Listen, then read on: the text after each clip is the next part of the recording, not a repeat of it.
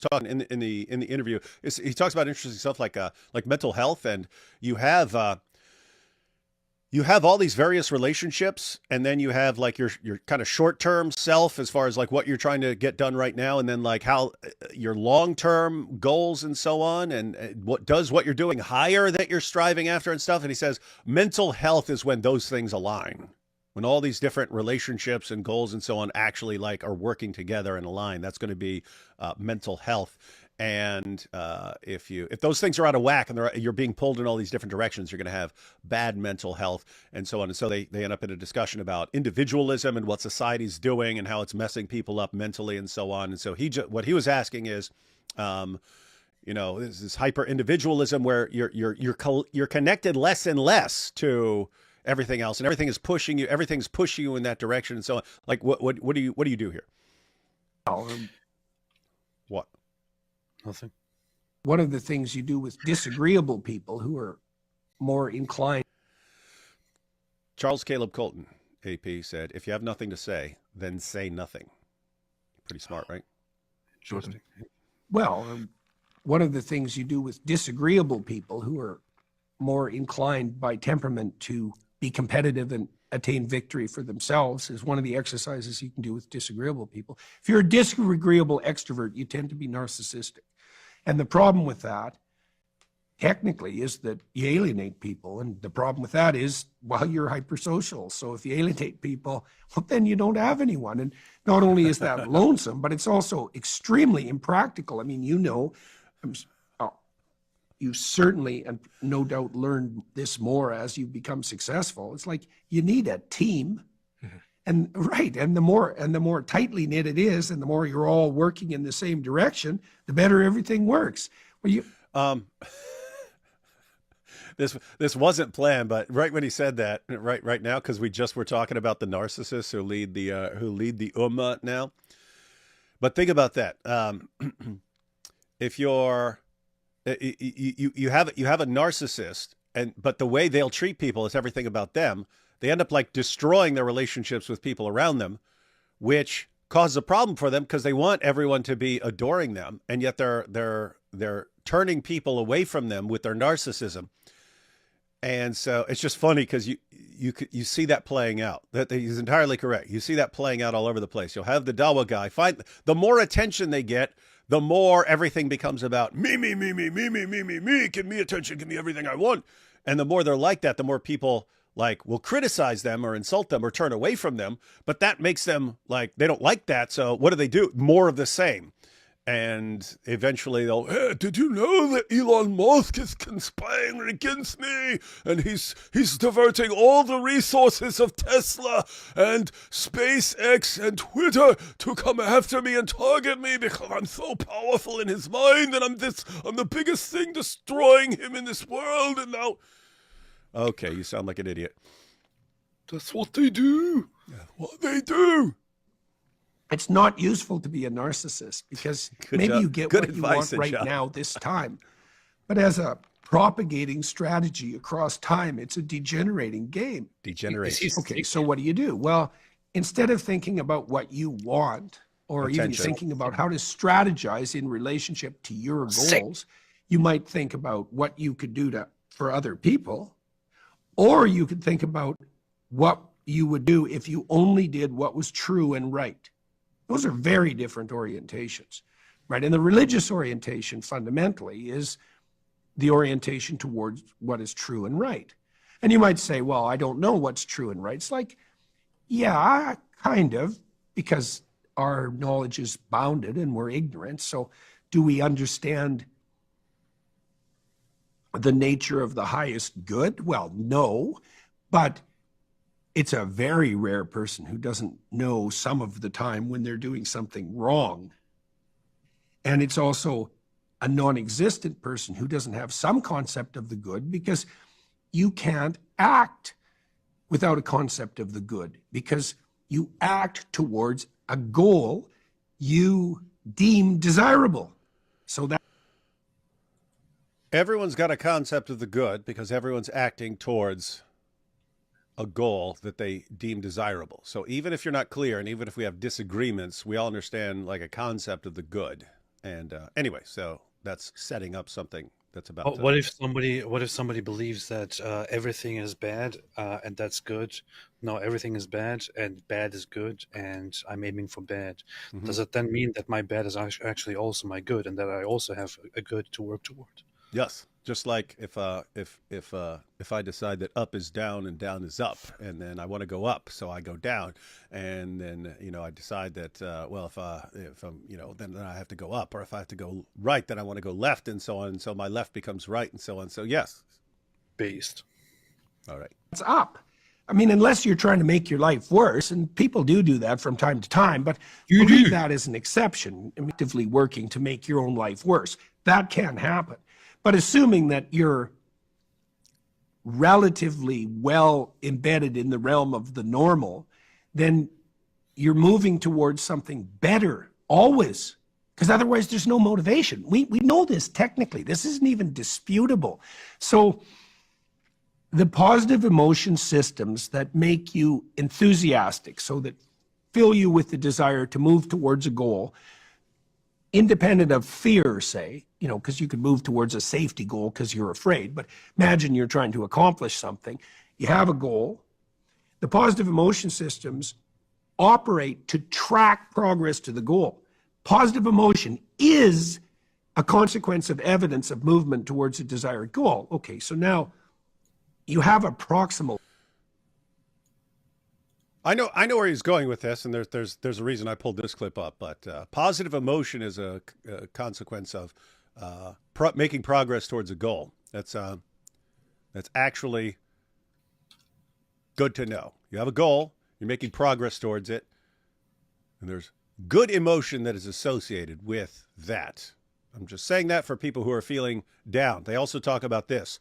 We're not going to look at it, but they also talk about this as far as, hey, if you're miserable, something like that, pick something that you are capable of doing, even if it's something small. Do that. Get it done. That will actually affect you. You will have a positive emotion associated with accomplishing that small thing. Then pick something else. Keep doing that. Then you can keep picking bigger things and so on. That's how you get out of that, move forward. Goal, like our proximal goal right now might be just to, like in the most micro level possible, might be to display facial signs of interest in the conversation, right? Hey, Pete, check this out. It's kind of funny because he said, I don't know if everyone just missed what he just said right there. He said, he's talking about like a Russian nesting doll, right? Like a Russian nesting doll. You got the doll, and then you open that up, and there's this other doll in there. You open that one up, there's a little doll, and they start getting smaller and smaller until they're like all tiny, like Muslim child brides and so on.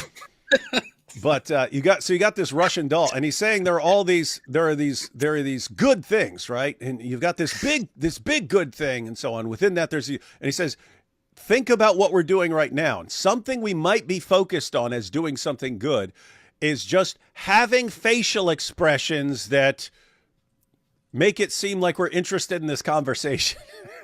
I thought that was funny because it sounded like biographical. Like, right now I'm focusing on having a facial expression that makes me seem interested in this. I don't think that's what he's saying, but it sounded kind of like that's what he's saying. Like, hey, right now, what are we doing? Let's suppose we have some small goal that we're working towards right now as we're having this discussion. What might that be? We might be thinking, okay, let me make my facial expressions convey the idea that I'm interested in what's going on right now. And I don't know, I just thought that was funny. Because if either one of them is doing that, it's like saying you're really bored, but you want to, and I don't think they are. They seem to be having a good conversation.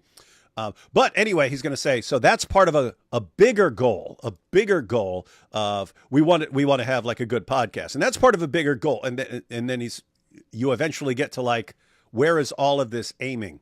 But anyway, here we go. It's a very micro goal, but then that's nested in our desire to have an interesting conversation. Let me back up.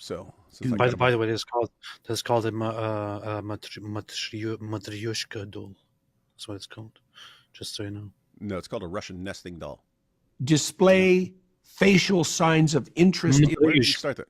You have a proximal goal. Mm-hmm. Like our proximal goal right now might be just to, like in the most micro level possible, might be to display facial signs of interest in the conversation, right? It's a very micro goal, but then that's nested in our desire to have an interesting conversation on the topic we're having right now, and then inside the podcast as a whole, and then as part of the podcast enterprise that you're involved in, as part of the book enterprise, let's say, that I'm involved in, that's nested inside our view of the world, right? So you see there are nestings of the good that have no upper limit. That's Jacob's ladder, by the way. And at the top of that is the good itself, which is the divine for all intents and purposes. Divine, what do you mean by that? That's a definition. That's what I mean, is that in the hierarchy of what's good, the divine is the peak. The top, okay. Right. So that's the definition. Whatever's at the top, that is the peak. But he breaks it down a little Don't more. know what that is. That's also an insistence in the biblical texts, by the way. In the final analysis, the divine is ineffable. It's not definable. And it's beyond you. And that's partly because there's a practical reason for that even. You know this as well. As you move towards a goal, let's say you attain a goal. Okay, now you've accomplished. Well, are you done? It's like, no, a new potential goal emerges, a new pinnacle. And then maybe you'll accomplish that, but then a new one exists. And so you could say that the domain of the domain of opportunity is limitless, right? Because the thing that's at the pinnacle recedes as you approach it. And you could say that's a technical definition of God, which is accurate. That is a technical definition of God. God is the good towards which all goods point. Interesting. God is the good at which all goods point. So did everyone catch that? Because it's interesting. It's weird because I mean there are philosophers who would break this down. He's a psychologist and so on. But so you have some small good thing that you're aiming, but that small good thing that you're aiming at is part of a bigger good thing that you're aiming at, which is part of a bigger good thing that you're aiming at, and so on. It's like, okay, if this little thing is part of this, and that's part of this, and that's part of this, and so it seems like there's something that's at the top of all that hierarchy. What is that? We can't exactly define it. You could give it a label and say God or something like that, but ultimately it's going to be something that you can't really grasp with your mind because it's so far beyond you, and yet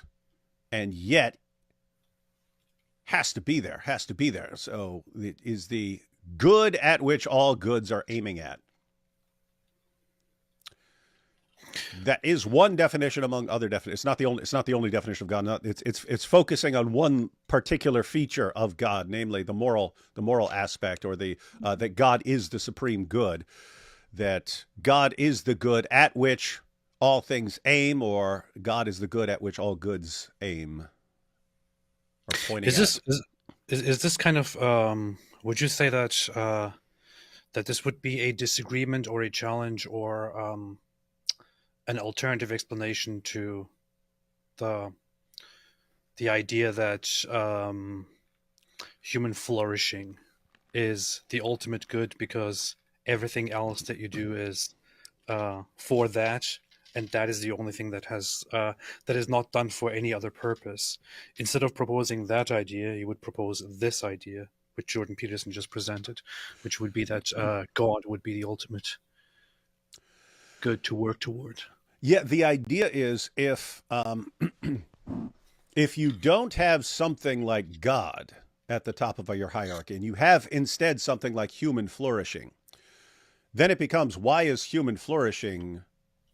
If there's nothing beyond that, if there's no good that because keep in mind, if theism is true, we're created in the image of God, we're told be fruitful and multiply and so on. Human flourishing is good, is good in reference to the will of God or something like that. If you just say we do all these things, and they're all good insofar as they promote human flourishing, or they contribute to human flourishing, and human flourishing is the ultimate good.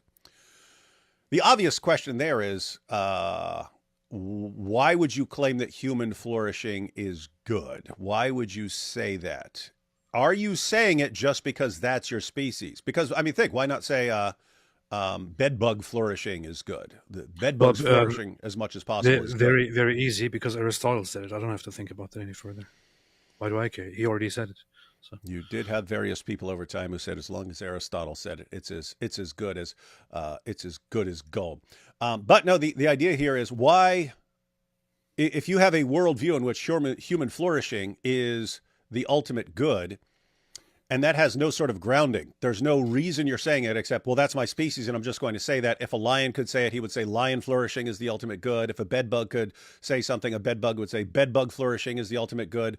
You're really expressing what you're really expressing is just your DNA programmed you to have a survival instinct, and you're blurting out that I'm what matters and so on. See, here's the problem. You take human flourishing. If you then understand, here's where I get that idea from. It's just kind of it's just wired into me to like preserve myself and to, and what helps preserve me is what helps preserve other people around me. I'm stronger in a community. It's better off for my welfare. Then it's like the entire system breaks down. It's like you're saying, I'm putting all my confidence in all goods in a kind of illusion that was just programmed into me. And there's something weird about that. Peterson's view is that would ultimately break down. It doesn't work. It doesn't work saying, hey, I'm just going to say this is the goal, and I'm going to define everything with respect to that goal. But if you take naturalism through to its logical conclusion, where did you get that idea and that goal? It's just hardwired into you, like it's hardwired into any species. And so what you're really just saying is what any species could say. You're just putting yourself at the top because it's your species, and it's called speciesism. My species is just, I'm just going to say my species is more important than any other, which you'd have to say, why? Say, oh, because I'm smarter. Okay, a cheetah's faster. Like what? You can't just pick something that defines you and then say, oh, that makes me better, because other species could do the exact same thing. And so basically the entire system would break down. You'd have to recognize all goods at which we're aiming are ultimately derived from something we're programmed in, just because we're programmed to seek the good of our society, which is ultimately me just trying to look out for myself. Well, I'm not a Sikh, but I have to specify. I don't maybe care a about closet Sikh. Look at your possibly. beard. I don't care about the jaguar, but I mean, isn't Aristotle's point was always with the whole human flourishing, happiness, eudaimonia. Everything in life that you do is done for the sake of something else. Ultimately, everything that you do seems to be for the sake of being happy, or being content, or being satisfied. Happiness on an individual level is the only thing that is not done for the sake of something else. It is the only thing that you don't do because you want to achieve something else as a result. You want to achieve that, and that is the only thing that is done for its own sake, which is why it seems to be the ultimate goal of individual human experience, and would be the ultimate good, the greatest good. It's kind of still a compelling point, but how exactly do you get from there to pointing at God, for example, as the greatest good? Well, yeah. Think about what you were just saying. Aristotle, and I mean, keep in mind, Aristotle argued for God. Wouldn't be it'd be more the God of the philosophers than like the God of Judaism and Christianity. But take something like that. Take his view. Keep in mind, these guys are all supernaturalists of one sort or another. But if you just took that as like a naturalist, so I'm just going to define when he talks about happiness, we don't actually have like a translation of eudaimonia. It gets translated as happiness and so on. That's okay as long as you understand that this is a certain kind of happiness that is linked to human flourishing. So some actually translate it as flourishing instead of happiness. But anyway, because we think of happiness as just like a feeling. Oh, I feel happy right now. and you could get that feeling by shooting up. That would not be eudaimonia. So eudaimonia is like flourishing. It's more, matter of fact, it's more along the lines of what Jordan Peterson was just saying. You have a goal, and as you're making progress towards that goal, then you have these good emotions that are associated with that. You kind of roll all of that into a ball. You are making progress towards a goal that is flourishing, and there is a good feeling that is associated with that. So you kind of roll that up into a ball. That's like eudaimonia. True. If you have that and you do not have that connected to anything, what's the basis for making that? What is the basis of making that kind of claim? In other words, is it true to say human flourishing is the greatest good? And you say, okay, how do you determine whether that statement is true? Human flourishing or eudaimonia or something like that is the good. That is a funny point. You could sit down and have a conversation about human flourishing, about human satisfaction, human happiness, whatever you want to call it. But if you really sat down and talked about the meta of that, and what the actual reasoning behind your aim for ultimate flourishing or satisfaction or happiness, whatever you want to call it, would be, it's like asking the question. Okay, I get it. Flourishing is the greatest thing.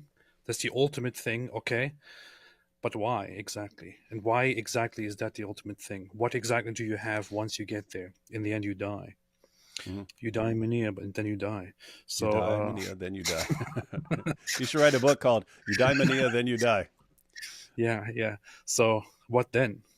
What is the reasoning? And I'm thinking about just the claim. If you said human flourishing is the highest good or something like that, say, okay, if you're starting from a place of naturalism or atheism, is that statement true? And if so, on what basis, right? Because we're not going to believe anything without evidence, right? Everything we say has to have good evidence for it. If we're good atheists, good naturalists, what's your evidence for that? That this is the highest good. And you'd have to say, if you took your worldview seriously, you have to say that what this ultimately boils down to is just, I'm a human being. I'm kind of programmed to seek my own survival, and I'm programmed with a kind of herd instinct because that helps my survival. And so I'm just defining the greatest good as what's good for my species. And any other species, if they could talk and reason, would say the exact same thing. Again, a lion would say the most important thing in the world is lion flourishing. And an insect would say the greatest thing is an insect flourishing. So what basis once you realize how you would come to that conclusion if naturalism is true, if you take naturalism seriously, you can't take the claim seriously. It's just like, we're going to live like that. We'll live like it's most important, but we can't really say that. There's no business. We're just programmed to think like that. And therefore I can't take it seriously. Whereas if that is embedded as a smaller doll within the bigger doll, and human beings are actually important, as in like human beings are the image of God, and we're told to be fruitful and multiply and so on, and that this is all connected to something bigger, then that makes perfect sense. But there's I need to write this down. Eudaimonia, and then you die. Eudaimonia, then you die. That is funny. That would be a good video. Not sure why I never thought about that. So I don't know if anyone's ever thought about it. You always blurt out things. I'm like, how did no one think of that before? Funny. Let's take a couple super chats, and then we'll watch the next clip. Because of you guys, the word pusillanimous is stuck in my head. No, because of Muhammad Hijab. See, this is a Russian doll thing we're talking about, right? Hijab says it, but he doesn't know how to use the word right. He uses it as a noun. He goes, and this man is a pusillanimous. It's like, dude, it's an adjective, right? And then narcissistic is, by the way, it's exactly the same thing with him and Ben Shapiro. Although Ben Shapiro is more likely to have a clue who Muhammad Hijab is, just because they do stuff on YouTube all the time. But Muhammad Hijab made a video reacting to Ben Shapiro saying he's not a real man. You're not a real man. You're not a real MMA fighter. Blah blah blah. Whatever nonsense he was saying, and then said, and we all know that you watch my videos, Ben. Yes, we know that you watch my videos. How do we know? I saw a video of you where you used the word pusillanimous, and as we all know, I use the word pusillanimous, so we know you're watching my videos. This is the same thing where he thinks that since Elon Musk took down a post that Hijab complained about. Hijab complained about it, so did tons of other people. And Elon took it down. But then Hijab concludes, you see, Elon's taking advice from me on what he should take down. And then, of course, now Elon is threatening him because he talked about Elon's dad. But it's the same thing over and over again, that he thinks everyone, I mean, what else is a narcissist going to think? He thinks the entire world is paying attention to him. Powerful. If it makes you feel better, Hijab, we're paying attention to you because we absolutely love you, and you are a gold mine of entertainment and destroying your worldview for us. But we don't love you as much as you love little kids. So that's true. Thoughts on the Crusades? By the way, I think they're fair. I love the Crusades. The goal of the Crusades, the intent of the Crusades, hey, we're being attacked and Christian pilgrims are being attacked and we have governments and we should do everything we can to protect Christians who are being abused and taken as slaves and sold as slaves and raped and all these things, and we're going to go protect them. That is a noble goal. With that said, lots of things that happened in the Crusades were not noble because you basically took a bunch of people from various places in Europe, some of these very upstanding, chivalrous people. Others are basically on the levels of criminals and bandits and so on. And you tell them, hey, we're going to go and attack these other places and take their stuff and so on. And so, not everything that happened. You had a bunch of bad stuff within the Crusades. Overarching goal, good and noble and makes sense. Some of the things and it's the same thing with anything, right? You can say, hey, there's this guy, there's this German guy over here we all need to go deal with, and he's trying to take over the world. We have to go deal with him. Okay, that's a good goal. Are there messed up things that happen along the lines? Yes, there are. There are things. There are things you could point to and say, wow, this guy did something messed up. I would say that the Crusades were kind of based. Of course, there were aspects of it which were quite problematic, depending on which crusade we're talking about. The Crusades involved, they were mass campaigns that weren't quite organized.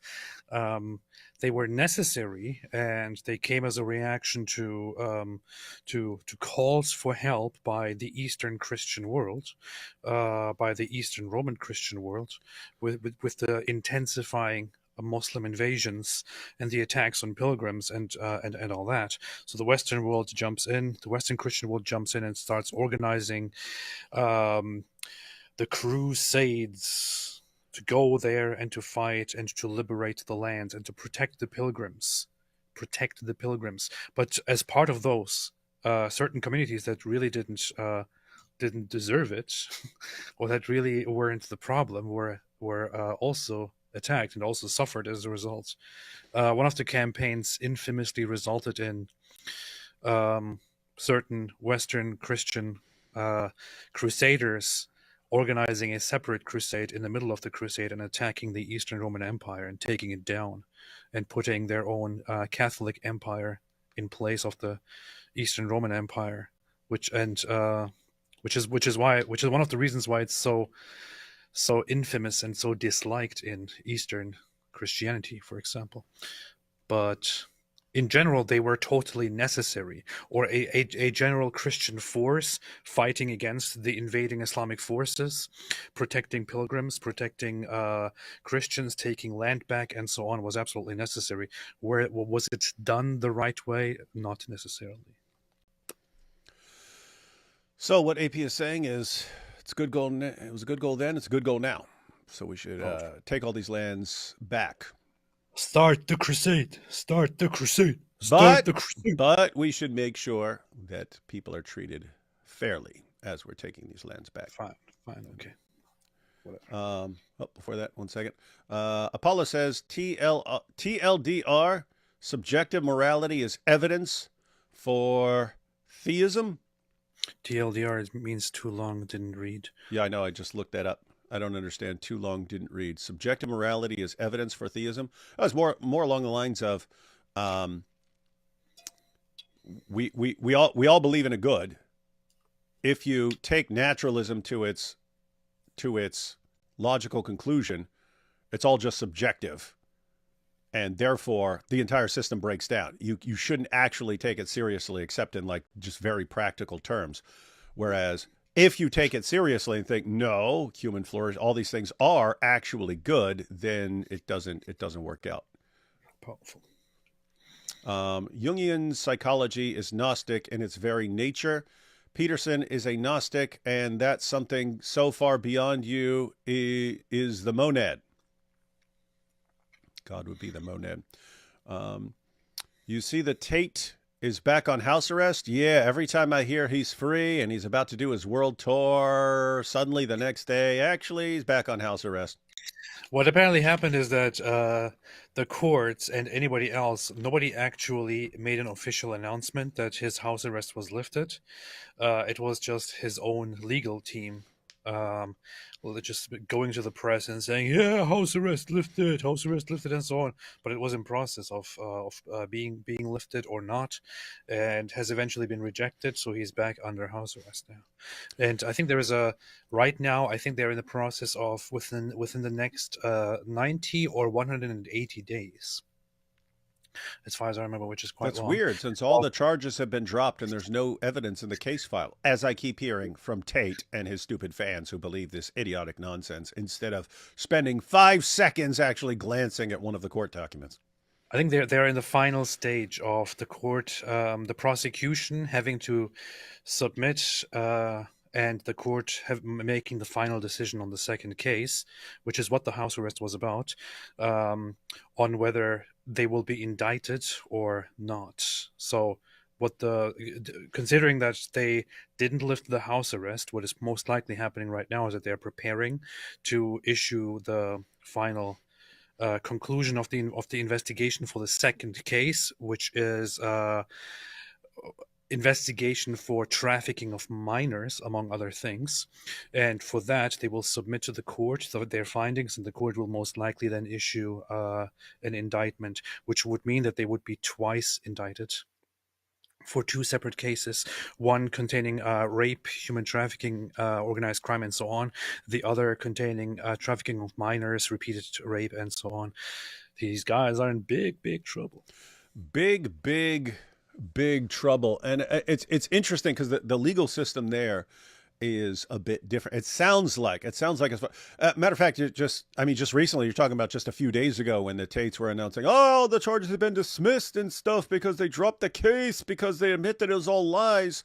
And then of course, Murdered by Crayons and Milk Bar posted what was actually said, and it's this kind of case where it's this big conspiracy to do all these crimes and so on. It's like they present it as one big case involving all the different people, Andrew and Tristan and Luana and Georgiana or whatever. They present it as one big case, and then the judge sent it back to the prosecutor and said, it's not clear on their role. You're saying they have some vague involvement. You need to say exactly what these ladies have done or being accused of that you're going to prove in court. I'm not accepting this big case until you clarify that. So resubmit it when you can. And of course, so they says, hey, resubmit this when you fix these things. And what's the Tate's response? See, they dropped the case and we've been completely exonerated. And so that's not what happened at all. That's not within a million miles of what happened. Dude, you have to wonder, because all this stuff is only going to hurt them in court, because if these guys are called to the stand to testify and their credibility is on the line, you can show lie after lie after lie after lie. And everything they're saying right now, like when Tate goes on and stuff and says, this was all 10 years ago, and then they can show him admitting it. Okay, you've just destroyed your credibility as a witness in your own case. But all of this stuff, it's very easy for a prosecutor to say, okay, now, when the judge sent back the paperwork and said we have to clarify the roles of Luana and Georgiana and exactly what we're accusing them of, you said that the charges have all been dismissed and you're going to go become prime minister of the UK. Why did you say you knew that was a lie? Why did you say that? And this idiot's going to be, on a stand trying to defend all this stuff. So anyway, the idea is like all this stuff is like will hurt them at trial. And so why do they keep hurting themselves? Why would they deliberately be hurting themselves? That's not something that's going to give him extra time. It's just something that's going to be used against him in other words, they're going to completely destroy any credibility this guy has on the stand, which, you know, that means that he can't explain, well, what really happened. No one's going to believe you. No one's going to believe you. So why are you doing it? All I can think of is they're just trying to, they know they're going to be locked up. They know they're going to spend, let's say, 10 or 15 years in prison, but they know until they actually get locked up, the best way to make money is to continue deceiving their followers. And because then they can come out with their new coin, their new crypto or whatever, and they keep getting money. It's like it's like they know they're going away for hibernation. They're trying to get as fat as possible, right? The bear is trying to get as fat as possible before going to hibernate. You want as much money stored up for you as you can before you go get locked up, because that's going to help. That's going to help you. That's going to help you in life. I just hope that as a result of this, both of them will be locked up for at least 2 decades and will be in oblivion, and society will move on. The only thing that I feel kind of bad about is that people were actually fooled, or many others have actively and knowingly advocated for such sick, messed up stuff, and have sold Andrew Tate and Tristan Tate as good guys to the rest of the world. It is so bizarre. It is so ridiculous. The one thing is, I'm still not sure what I think about this, but I think this is a good thing. Romania doesn't have a jury system, so there is no jury that they can impress or manipulate or anything like that. They have to deal with a judge and possibly a panel of judges that will all be checking each other. So you can't rely on manipulating people. And it's also interesting because, you know, I'm sure it's already come up 100 times, but it'll definitely be brought up in trial that Andrew specifically saying the reason he moved to Romania is because the judicial system is so much more easily corruptible. I could just walk in there with stacks of cash and throw them at he even said, I'll walk into the police station, bam, here's the cash. If I go into a judge, I'm going to say, how much to walk out of here today. And so if you're a judge, you can't let this guy slide on anything, or people are going to be like, how much did he pay you? Come on. As far as I remember, the prosecution even brought this up already in their document, in the indictment. So I'm pretty sure Idiots. that when they go to trial, the prosecution will remind everyone, including the judges, of that. Oh, they will, every single day. Fun times ahead. Seems like Peterson has been really listening to Jonathan. Do you know how that name is pronounced? I've seen it, but I've never heard it pronounced, and it's one of those weird foreign names. Peugeot, is that right? I think so. Peugeot. Hey, who knows how to pronounce this name? Because I've seen it 1,000 times. I've never heard it pronounced. Peugeot or Peugeot? Peugeot. Ooh, I don't know. Let's see. Which is based, great thinker. We should check out one of that guy's videos one time. I was watching Mike Winger. You're about to get banned right now, Kel Grandy. There better be something in here to indicate that you're not on his side, because I'm about to ban you. It is Peugeot. I was watching Mike Winger's live stream today to learn what not to. Okay, now you're good. You're okay. If you're watching it for educational purposes on how not to be or something like that, or to ultimately sabotage his evil sluggishness. I was watching Mike Winger's live stream today to learn what not to do to avoid being a nerd, and he called himself based. That is hilarious. And I'm so based. I'm basically the Christian Andrew Tate. I'm Mike Winger. And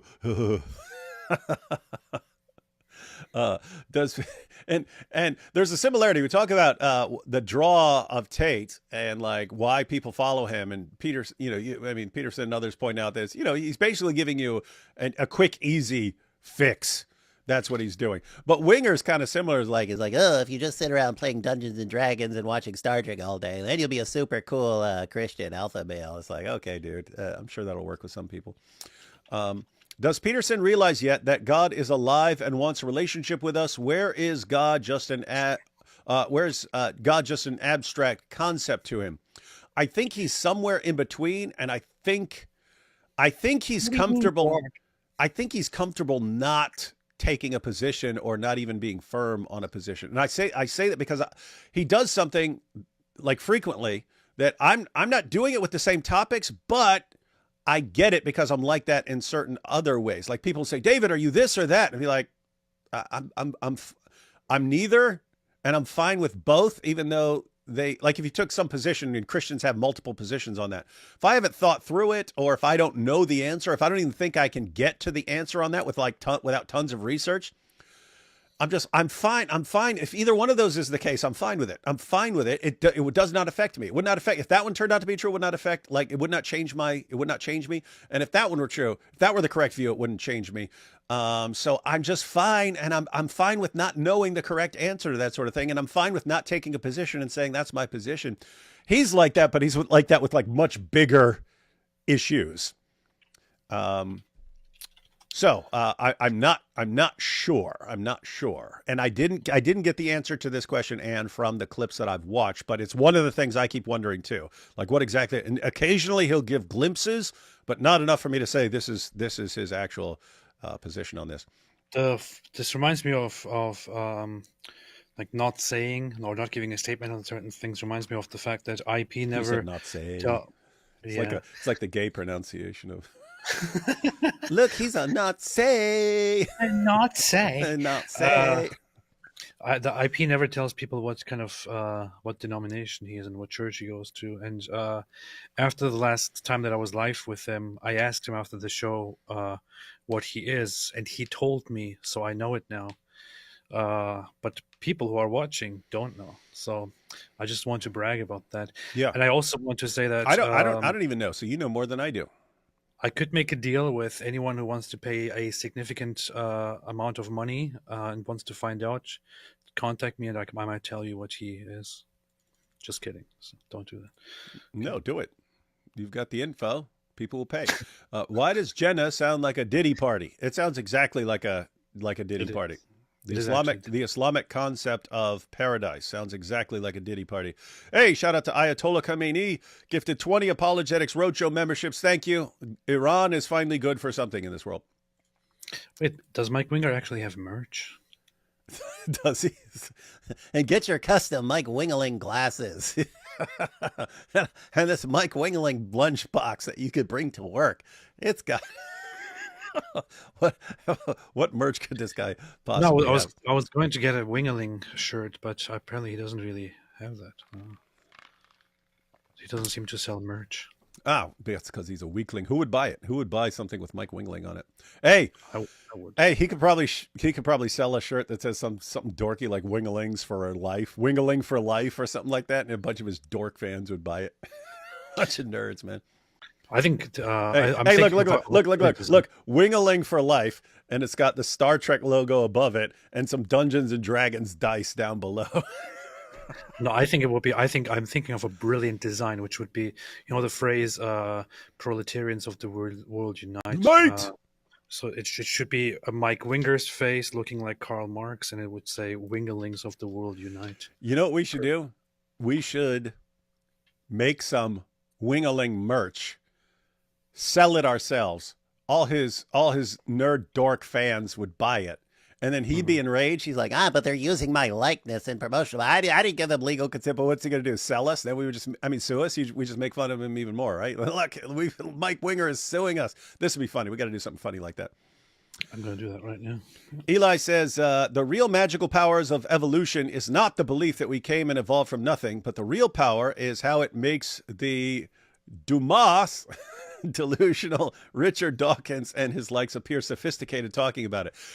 Yeah, that is. And we, Eli, by the way, thanks for the super chat, Eli. But it is funny how we talk about this British accent that if you actually think about some of the stuff that Dawkins is saying, if it weren't for his super intelligent British accent, people would instantly see how stupid this sounds. But the accent is overwhelming with some of his things. I'm thinking specifically once you start trying to answer, start sounding real dumb. It's 4:04 a.m. in Israel. Too deep for me now. Powerful. God incarnates, 4 gospel accounts, 500 eyewitnesses, 2,000 years of history. The world, Jordan Peterson. Jesus is God. The world, Wait, okay. Okay, I finally got this. So God incarnates, we got the four gospel accounts, 500 eyewitnesses, 2,000 years of history. The world says, meh. Then you've got Jordan Peterson, Jesus is God, eh? And the world go, oh my goodness, Jesus is God. That is funny. I do like these things, Abraham, in the sense that it's like the parallel here is like Wes Huff, although like completely different category. Wes Huff has been doing work and writing articles and posting videos for years, never took off. We didn't even know who the guy was. And then like one little thing draws attention to it, and then everyone starts paying attention. So with Wes, it was we didn't know who he was. We didn't know who he was. We didn't know who Billy Carson was. All of a sudden, some big thing happens, and then everyone starts paying attention to something real quick, and that's cool. You kind of ride that wave. Someone got the world's attention on something. That's awesome. Same thing just happened with Elon and the grooming gangs in the UK. People have been ignoring it. You had politicians and journalists trying to cover it up for years and so on. All of a sudden, Elon just shines a spotlight on it, gets massive attention to it. This is a completely different category, but you've got all these different views of Jesus and so on. All of a sudden, Jordan Peterson, Jesus is God, yeah. And then everyone's like, wait, what's going on over here? Why did he say that? And he shines a spotlight on something, gets attention. So it's cool like that. So these are good times. And matter of fact, it's actually, this is a good time. I'm debating Alex O'Connor next month on whether Jesus claimed to be God. So, and I'll just walk out there. I should just walk out on stage. Alex, you know Jordan Peterson? You know Jordan Peterson, Alex? Yeah, I do. Big fan of Jordan Peterson? Yeah, I do. I am. Yeah. Smart guy, this Jordan Peterson, you think? Yeah, I believe so.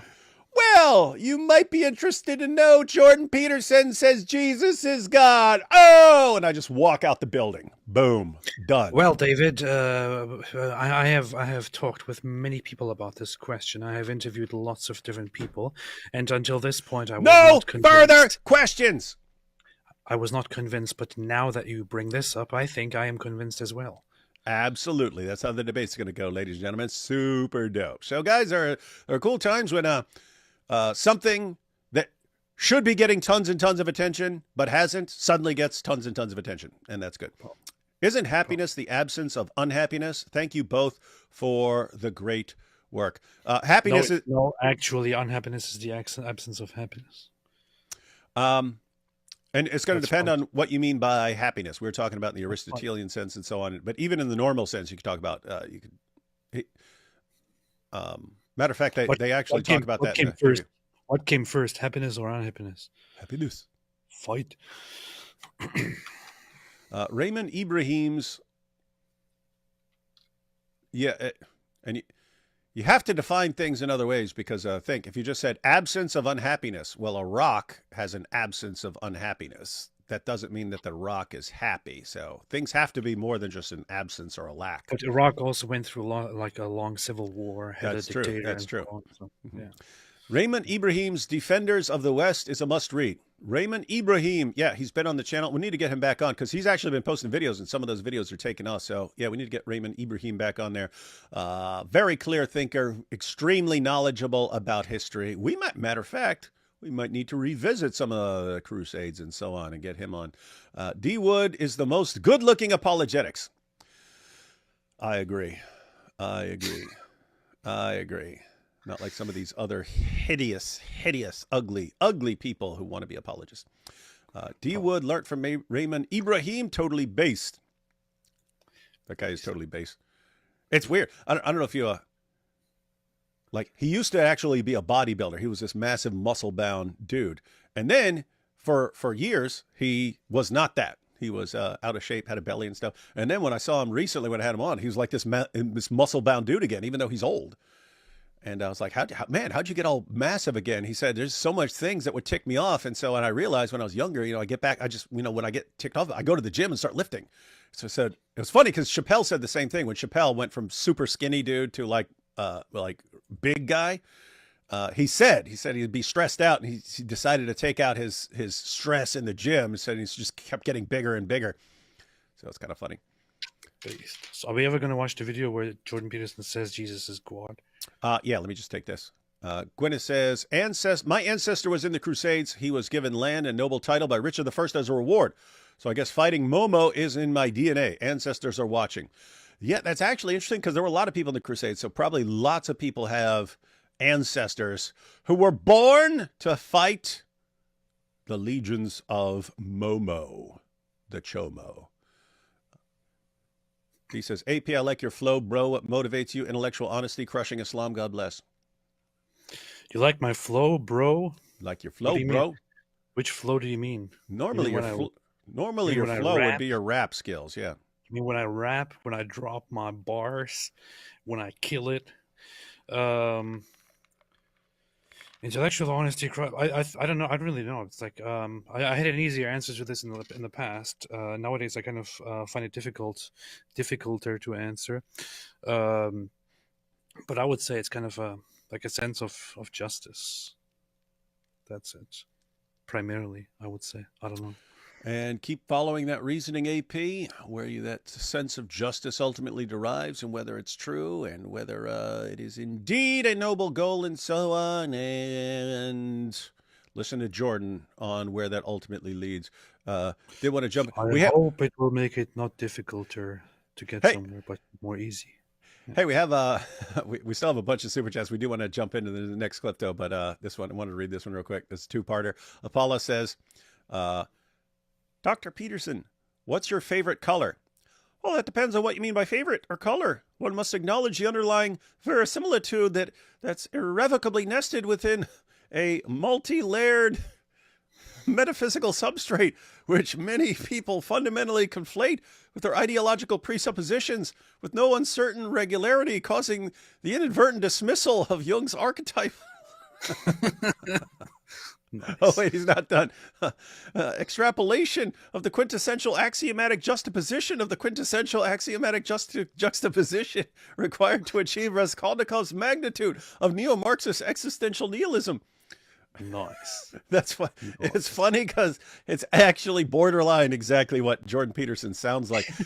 For anyone who doesn't know, which is weird because he has to know this because this is a psychological idea. It's called in simple terms, it's called the curse of knowledge, but it's the idea that and it has been shown. It was demonstrated in, it's called the tapping game, not the kind of tapping that Dawa guys like to do with goats, but tapping where you actually tap out a song on something. And then there's an experiment. You have the tappers and the listeners, right? And the tappers, they try to tap out a song, a very simple song. It would be like row, row, row your boat or happy birthday or something like that. And they tap out the song, and then they ask, and then the listeners are supposed to identify what the song is. And so if you were to tap out row, row, row your boat, to go, right? And so you guys get it because I just told you. But if I tapped out something else, even a very simple song, you would not get it. And so what that's all perfectly straightforward. What happened though was, and I forget the exact percentages, but you ask them, when you ask the tapper, hey, based on what you just tapped, is the other person going to get it? It would be like, let's say 90%, like they think, yeah, 90% sure this person is going to get it, when it would actually be like 5% of people who get it. So they're trying to figure out what's going on here. Why do I think you're understanding the message that I'm sending to you when you are not getting it at all? You're not. I think you're getting it, but you're not getting it.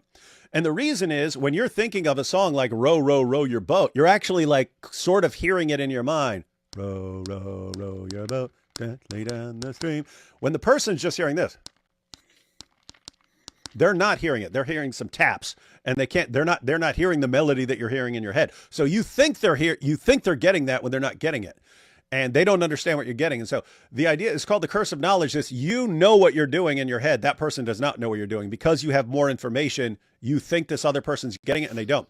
But that can happen with people who learn something. If you take someone who's familiar with mathematics and so on, he'll be talking and thinking he's explaining because it's perfectly clear to him. And the other person can't understand what he's saying. That's what I'm saying. Jordan Peterson does this where he's using all this terminology and people don't understand what he's saying, but he probably understands what he's saying. but he thinks other people are understanding. But it's weird because you would think that he is aware of, again, matter of fact, he is. He's aware of the curse, what's called the curse of knowledge in these experiments and so on. And so, anyway, it's just interesting that he doesn't just periodically pause and say, let me stop and explain this in very, very, very simple terms with no word over 2 syllables. Hey, Dave, what song is this?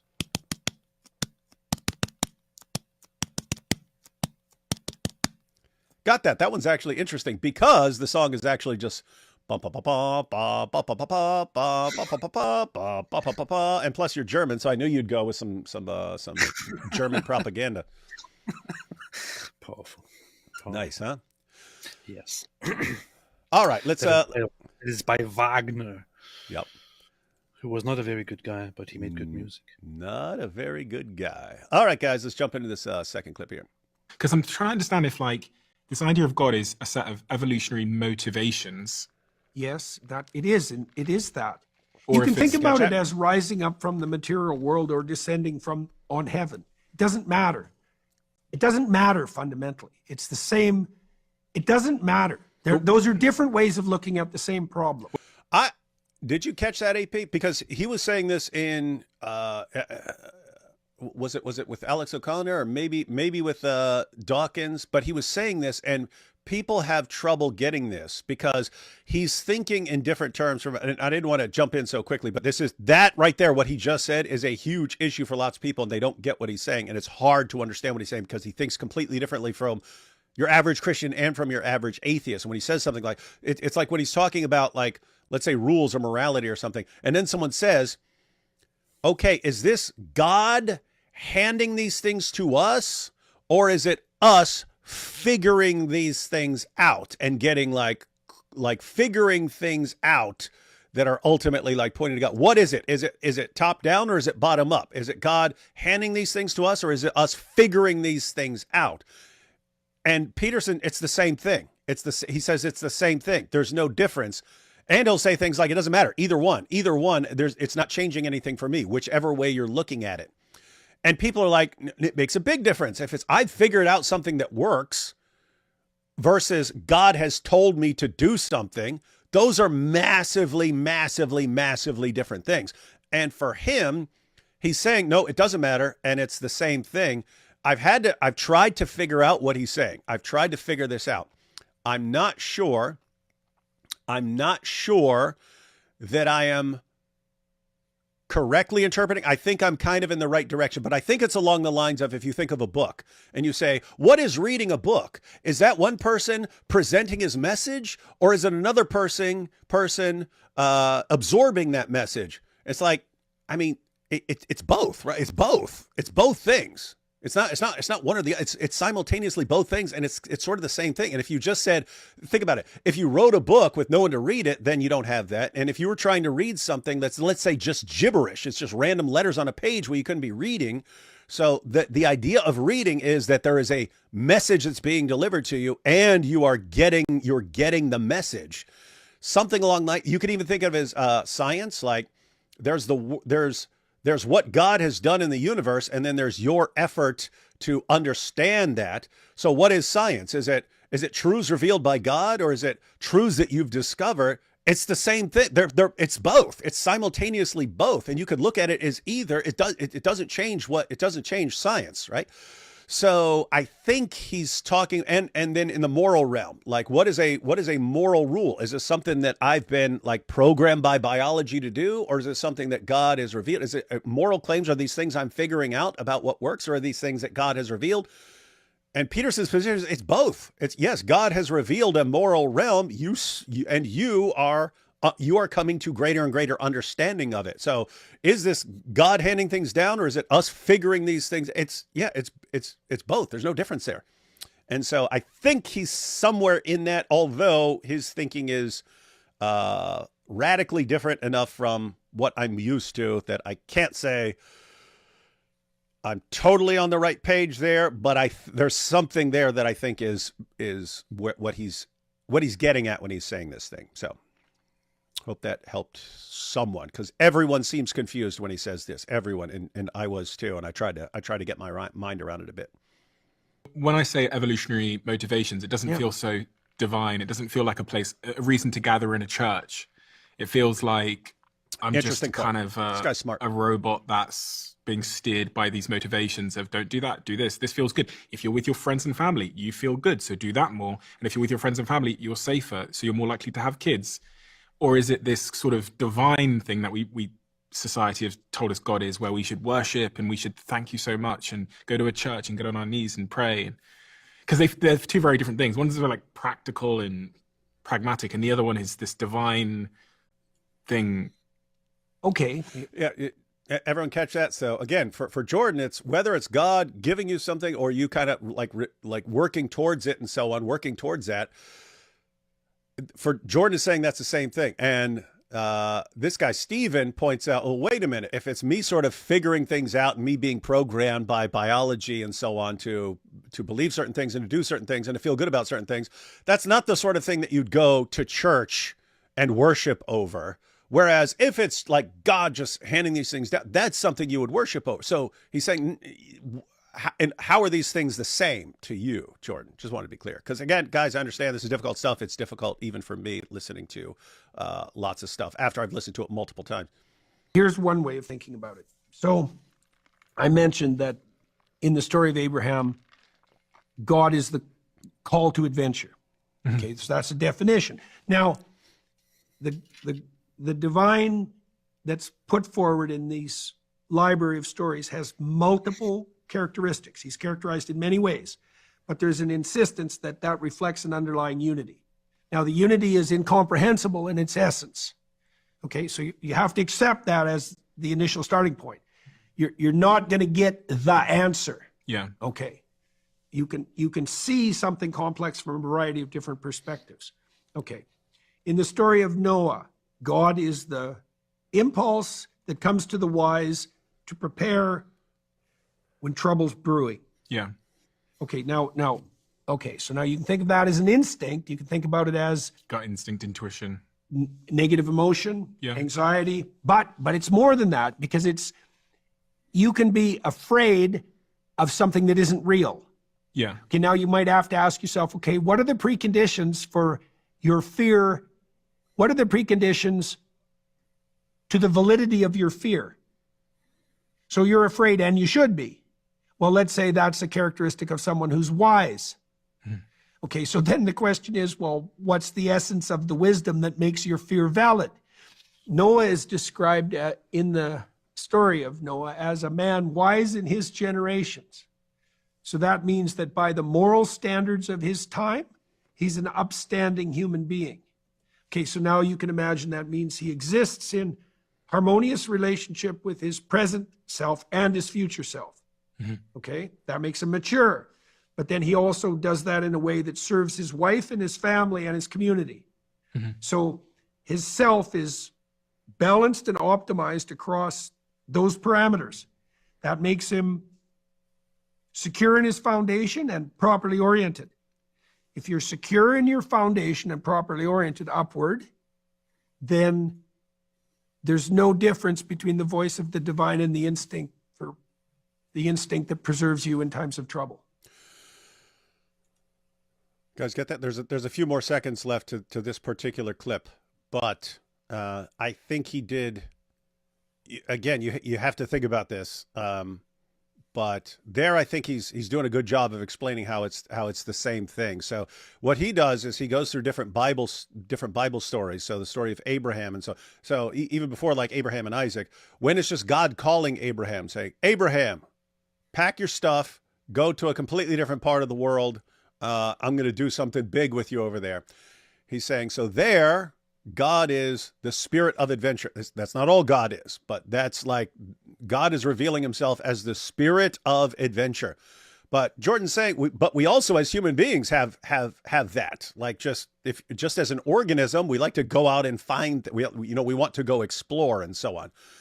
So he's saying that here you have something that God is saying, but it lines up perfectly with what we are. And then he goes on to the story of Noah, and the story of Noah is about being like wise and preparing wisely when, for disaster and so on.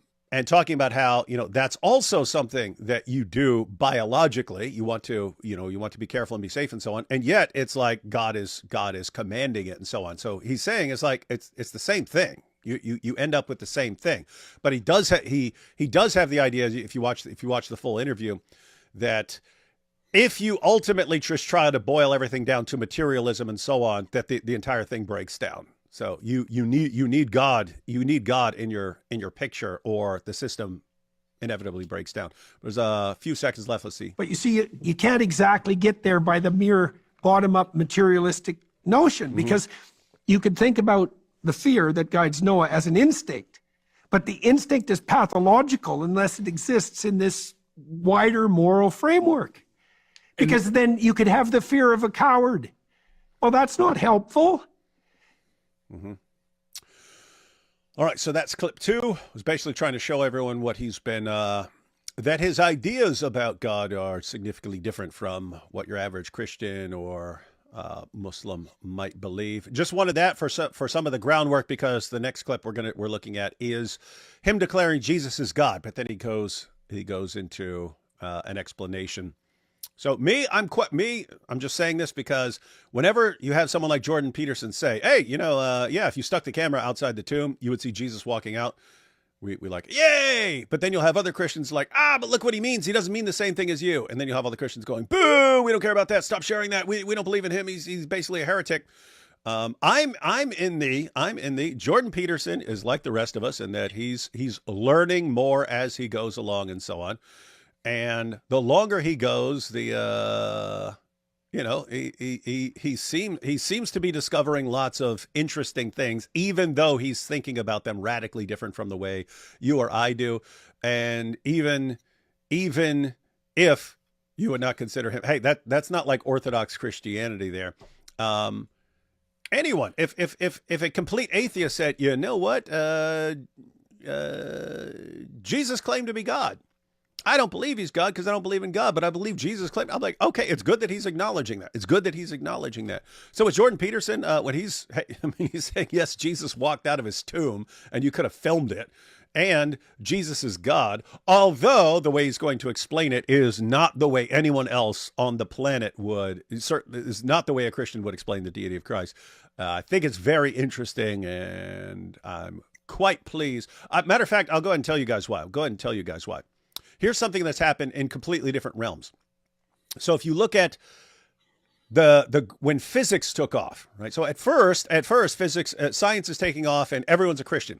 Then you eventually start getting to non-Christians over time, Then you have atheists and agnostics and generic theists, and everyone gets involved in science over time. Now everyone's involved. Everyone, Hindu scientists, Muslim scientists, atheists, they're scientists from all backgrounds now.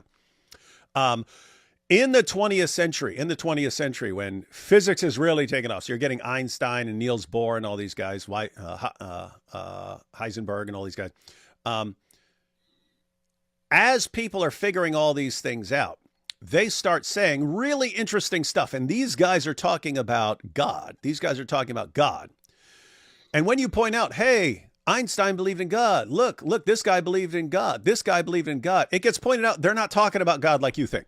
They're not talking about this personal God who you can pray to and performs miracles and so on. A lot of these guys are saying God, but they don't mean what you think about God. So stop calling them theists. And so you have both these kind of reactions.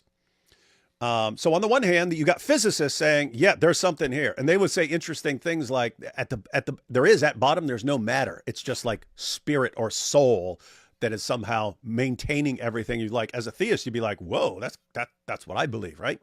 That God is upholding and sustaining everything in existence.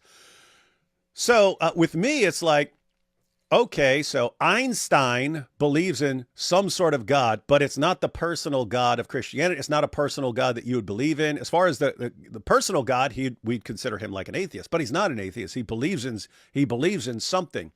With me, it's like, okay, what is his field of expertise? He's not a historian. He's not a theologian. He's a physicist. It's like, here's this realm of all of reality. He's looking at one little piece of it. He's looking at one little piece of reality and concluding, actually, there's something behind that, what I'm looking at right now. And so he's not getting the full picture of what's behind everything. He's getting what is behind this sort of little realm of physics. What would you expect? The historical Jesus? You're in the wrong realm. You're not getting at the historical Jesus by looking at the laws of physics. You're getting something else. But what I find interesting is that when he examines this little realm, physics, and they conclude, oh yeah, there's God behind there. And you say, oh, but they don't believe in, okay, yeah, because that's a completely different realm. I find it interesting that people, when they really, really look very deeply into one narrow little field, they get exactly what you would expect them to get in that field. In other words, you're saying, hey, let's say as a Christian, if someone is only looking at physics, what would they find? You're not going to find Jesus rose from the dead. That's not what you're going to find. What would you find if Christianity is true in that realm? Well, you're going to find, oh yeah, there's something upholding and sustaining the universe. And well, great. That's exactly what we would expect you to find in that realm. But you could do that in other areas. And so one is psychology. You're studying the human mind. If Christianity is true, what are you going to find there? If we're created in the image of God and so on, what are you going to find there? You're not going to get to the bottom of physics. You're not going to get to the bottom of all kinds of things in Christianity.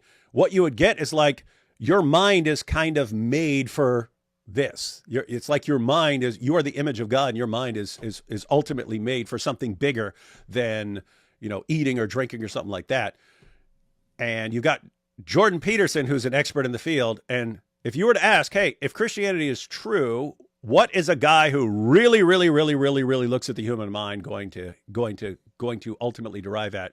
Something along the lines of we're created in the image of God. Something along those lines, like psychologically, we are made for this sort of thing.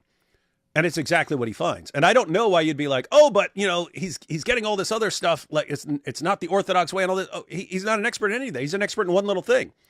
And what he finds in that one little area is what you would expect him to find in that one little area, if all the rest is true. And so I'd be happy for it. What are you battling about? But here's the problem. What I see... Always got to focus on the problem. Freaking agnostics, man. But go ahead. Like, when I heard that Jordan Peterson said, and Jesus is God, I saw that lots of people were getting very excited about this and were making thumbnails like that. And who makes thumbnails like that, man? Jordan Peterson shocks everyone with the shocking truth about Jesus' shocking divinity. And people were like, yeah, Jordan Peterson said Jesus is God. And lots of people were saying that kind of stuff. But here's the thing. This is kind of... it's not meant to be criticism, or maybe it is. I don't really know at this point. But so when it comes to people like Jordan Peterson, for example... people will immediately start rejoicing when that person says something that is in alignment with your beliefs. But what really is the difference between, and yes, you explained, he's approaching it from a different background. He's coming at it from a different background. He's exploring his expertise in a different place and so on. But if somebody said, I believe in God, and I believe Jesus is God, but then also continued later on, but I also believe in an evil force that is equally mighty, and I also believe that there are lesser gods, and so on.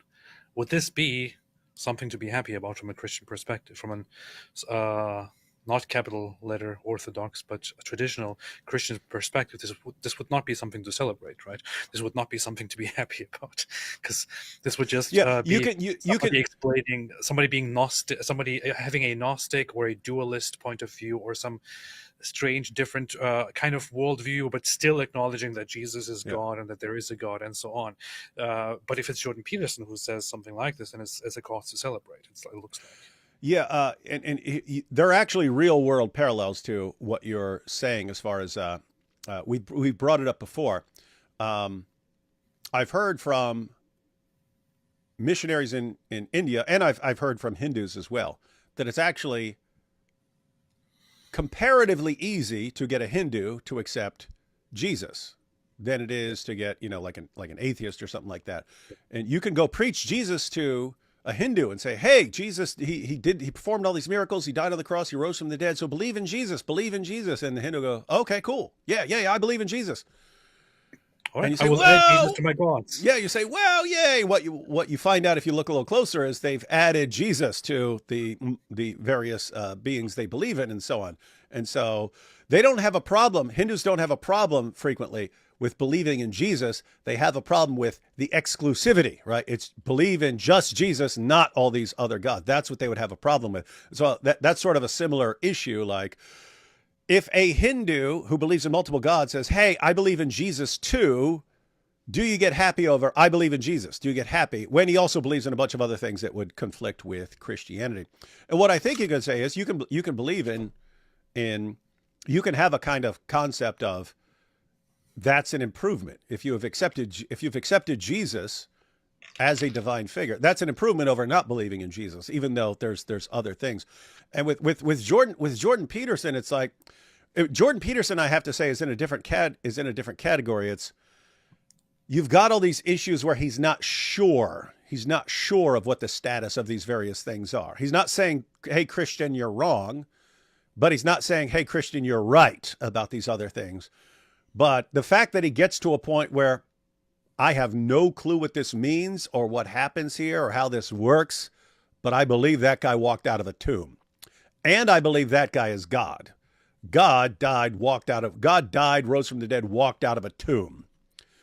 Even if he is not clear on a ton of other things, I have to say that's cool. Because again, I'm thinking in terms of, fair enough. You're not an expert in all these fields. You're not a theologian. You're not a historian. You're not any of these things. You're a psychologist. What are you getting at through your examination of religion from the perspective of a psychologist? And he starts applying principles of psychology and just getting closer and closer to the gospel.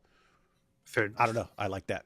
Fair that. enough. But it's a thing where I get everyone's perspective. I get people who cheer, and when people are like, nah, he doesn't mean what you think he means, I get that too. Which is why, by the way, we want to do this live stream. We want people to understand what he actually means when he says this thing, so that you can decide whether you should celebrate it or not celebrate it, depending on your own perspective. I mean, I prefer Christian Jordan Peterson to atheist Jordan Peterson, I would say. I mean, I prefer a Jordan Peterson who very much talks in line with a God-believing person, and a Christian-ish person. I prefer that to him going into the direction of, well, what is God really? God is something that we invented, and it's all nonsense. Like, I wouldn't prefer that. He's good the way it is. We can all agree everything is worse with atheism. Yeah. Take a couple super chats and then we'll look at that. So guys, that was all build up to for the actual clip, because we wanted some idea of what Jordan Peterson thinks about these various issues. And then we're going to check out the clip of him saying Jesus is God, and then his explanation, which immediately follows, because he explains what he means, and his explanation is not one that any Christian would use to explain the deity of Christ. And yet he's affirming the deity of Christ, but for a completely different reason than most people would use. White Trash Panda says, the top G is going to be the bottom B in prison. I've been to prison, and I looked up Romanian prisons. They're significantly worse than U.S. prisons, most U.S. prisons. I actually don't know. Because here's the thing, if couple possibilities. He could walk in there with a ton of money. In other words, he's still got millions of dollars and so on that he's getting from all his fans and so on, and could walk in there and throw money around, right? In that case, he could buy a gang of people to protect him. That's one thing. But they would not actually really be loyal to him. They'd just be hired thugs, sort of. So that's one possibility. Another possibility is, if he doesn't do that and he just goes in acting like top G, someone is gonna knock all his freaking teeth out real quick, like, because these guys do not put up with that. There will be other people who you'll have people who their teenage daughter was groomed by some pimp back in the day, and they're not gonna like Andrew Tate for being the same sort of, for reminding them of that sort of person. With that said, when he was talking about his experience in jail, he was saying that he's being very nice to everyone and talking to everyone and so on. So he may actually know how much he needs to dial things down to not get the crap beat out of him. So anyway, it's multiple possibilities. But he should be asking some people about Romanian prison and how to. He probably is already. He probably is having all sorts of people tell him how he needs to act in Romanian prison. Chloe says the UK is depraved with the likes of Lily Phillips and that other blank of Babylon. I'm convinced the pagans of the UK love the depraved cult. Yeah, Chloe. In a previous live stream, I pointed out that it's that what you'll have Muslims saying is, what you don't find in the Quran and the Hadith talking about us just going up and grooming these girls and so on. We would conquer them and then take them as captives, but we haven't conquered them, and therefore it's like, yeah, there's a reason for that. The Muslims couldn't have comprehended a group or a tribe or anything that is just going to hand over their daughters to you, right? They have no concept of that. The pagans would have fought for their daughters. That's why you had to conquer them first if you wanted their daughters. So you conquered them, then you took your daughters. No one there has any concept of people just, here, take our daughters. Oh yeah, and if anyone complains and the father tries to protect his daughter, we'll stop the father, not you. You just do everything you want. They wouldn't have comprehended that. And therefore, like, in this weird sense, like, Great Britain is more pagan than the most pagan people we've ever heard of in terms of like, just here, take our daughters. You want our daughters? We'll give you our daughters. Everyone take our daughters. Yeah, just do whatever you want with them. It's disgusting. So, yeah, bad place. It's weird looking down and seeing intellectual AP who looks like an author. You look like some great writer and so on. You should write a book and just read from your own book and quote your own book with those glasses. I am writing one right now. Actually. Dope. What's it on? Is it your biography? No, a different one. I found a nice system to get my book together, which I already had most of my notes on, but everything was kind of messed up because I forgot, because I dropped it at some point, and then it's all just messed up of different notes. The outline is there, but every single chapter has different notes lying everywhere and so on. But I found a way to with the help of an AI system, to just say, hey, here's my stuff, put it all together, and give it to me once again. Based. So AP's AI book may be out in the near future. It's not an AI book. It's an AI book. You said, hey, AI, here's a couple of videos where I've said things. Now make an entire biography of me. That's actually a good idea. Of course it's a good idea. Josh says, I love you guys and Jesus Christ, Yeshua Akbar. Yes, that is true. Hey, you guys read about halal ham situation in Malaysia? I have not. You heard about that? Halal ham? What do you mean, like turkey ham? No. Look up halal ham, Malaysia. Halal ham, Malaysia. Michelle says, I think IP comes across as EO for send the link. One, Jane, his link for the T. I have one. What is this, AP? Across as EO, Eastern Orthodox, and what's the other thing mean? I don't know what the 4 means. I don't know. I can't comment on that. Michelle. Yep. Powerful. IP comes across as Eastern Orthodox. Yeah, I don't know what the rest of that means. Yeah, I've not asked IP, so I have no further information than anyone else. But yeah, that's how he seems to me too. IP2. Ecclesiastes argues everything under the sun is vanity. The Hebrew word for vanity, meaning smoke or vapor. Hedonism is vapor, but so is working toward flourishing because everything ends. God is what justifies doing anything. Vapor wave. That's what Ecclesiastes is about. Vanity of vanities. Everything. All we are is dust in the wind. What would it take to get that Antichrist known as Mike Winger on the show? Ouch. That's pretty brutal. We don't want him on the show. It's funny that the first time I heard about Mike Winger was D Wood in a video recommending to follow him. Watch for the proof. There's no proof. What? If I do that, if I say, hey, go follow Mike Winger, it's a trap, ladies and gentlemen. I'm messing with you to test you. It is funny though, because he used to have you used to have significantly more subscribers than he did, right? And then he surpassed you because he's cool. He surpassed me because I gave away my channel. Notice D Wood, self-sacrificial individual, tries to help other people. And then, of course, so since I gave away my channel, then he got more subscribers because he kept growing while I was starting over. And then what happens? Then look at me, I'm the greatest YouTuber of all time. Look, I'm so powerful. Wow, wow, wow, wow. Yahya's Hot Lip says, why Muslims across history talk to and about Muhammad like he's omnipresent and godly, e.g. when Berbers or Turks cried to Muhammad when defeated by Christians. They've all, as far as we have records, they've always treated Muhammad as semi-divine. They say they don't, but they obviously do. You know what's funny? So I talked about this several times in the past, and I still think that if one day in the future I was to make a video, if I made short videos, it would be very nice to make a video about the whole Baphomet topic and how Muhammad and Islam actually inspired the Baphomet character, which many people are actually falsely perceived to be a genuine representation of a demon or devil or something like that. But this is one of those things. The background of the whole Baphomet figure, which is this goat figure with the horns and all that, the statue actually goes back to apparently a French author during one of the Crusades, observing the Crusaders fighting against the Muslims, and as the Muslims are shouting and invoke the name of Muhammad, he writes down that the Muslims, which he describes as the Turks, and the Turks were shouting for their own god Baphomet.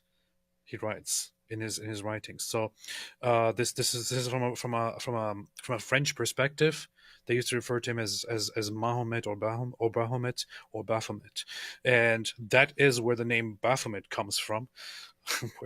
where I guess through some misidentification or mishearing or something happening there, this whole name of Baphomet based on Muhammad comes into existence, which then later on among Western Christians who were significantly more isolated and distant from the Muslim world. It's not like today. The average Western Christian had no idea what Muslims are and what they do and what they believe in and so on, because they didn't have the internet, or it was down. They couldn't really look it up.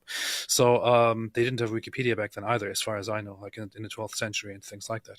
So they didn't know what Muslims believe in, and they had these ideas that those people over there on the other side of the world worship this thing called Baphomet and Mahomet.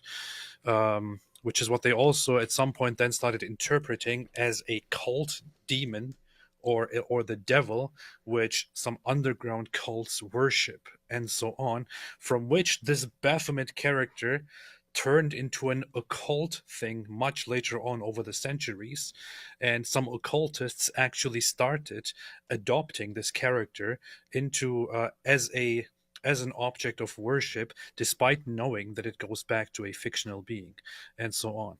So, long story short, the whole Baphomet thing was inspired by Muslims shouting the name of Muhammad when they were fighting the Crusaders. I'm totally serious. I'm not joking. A video titled something like that, "Shocking Origins of Baphomet," with a picture of his demon head on there.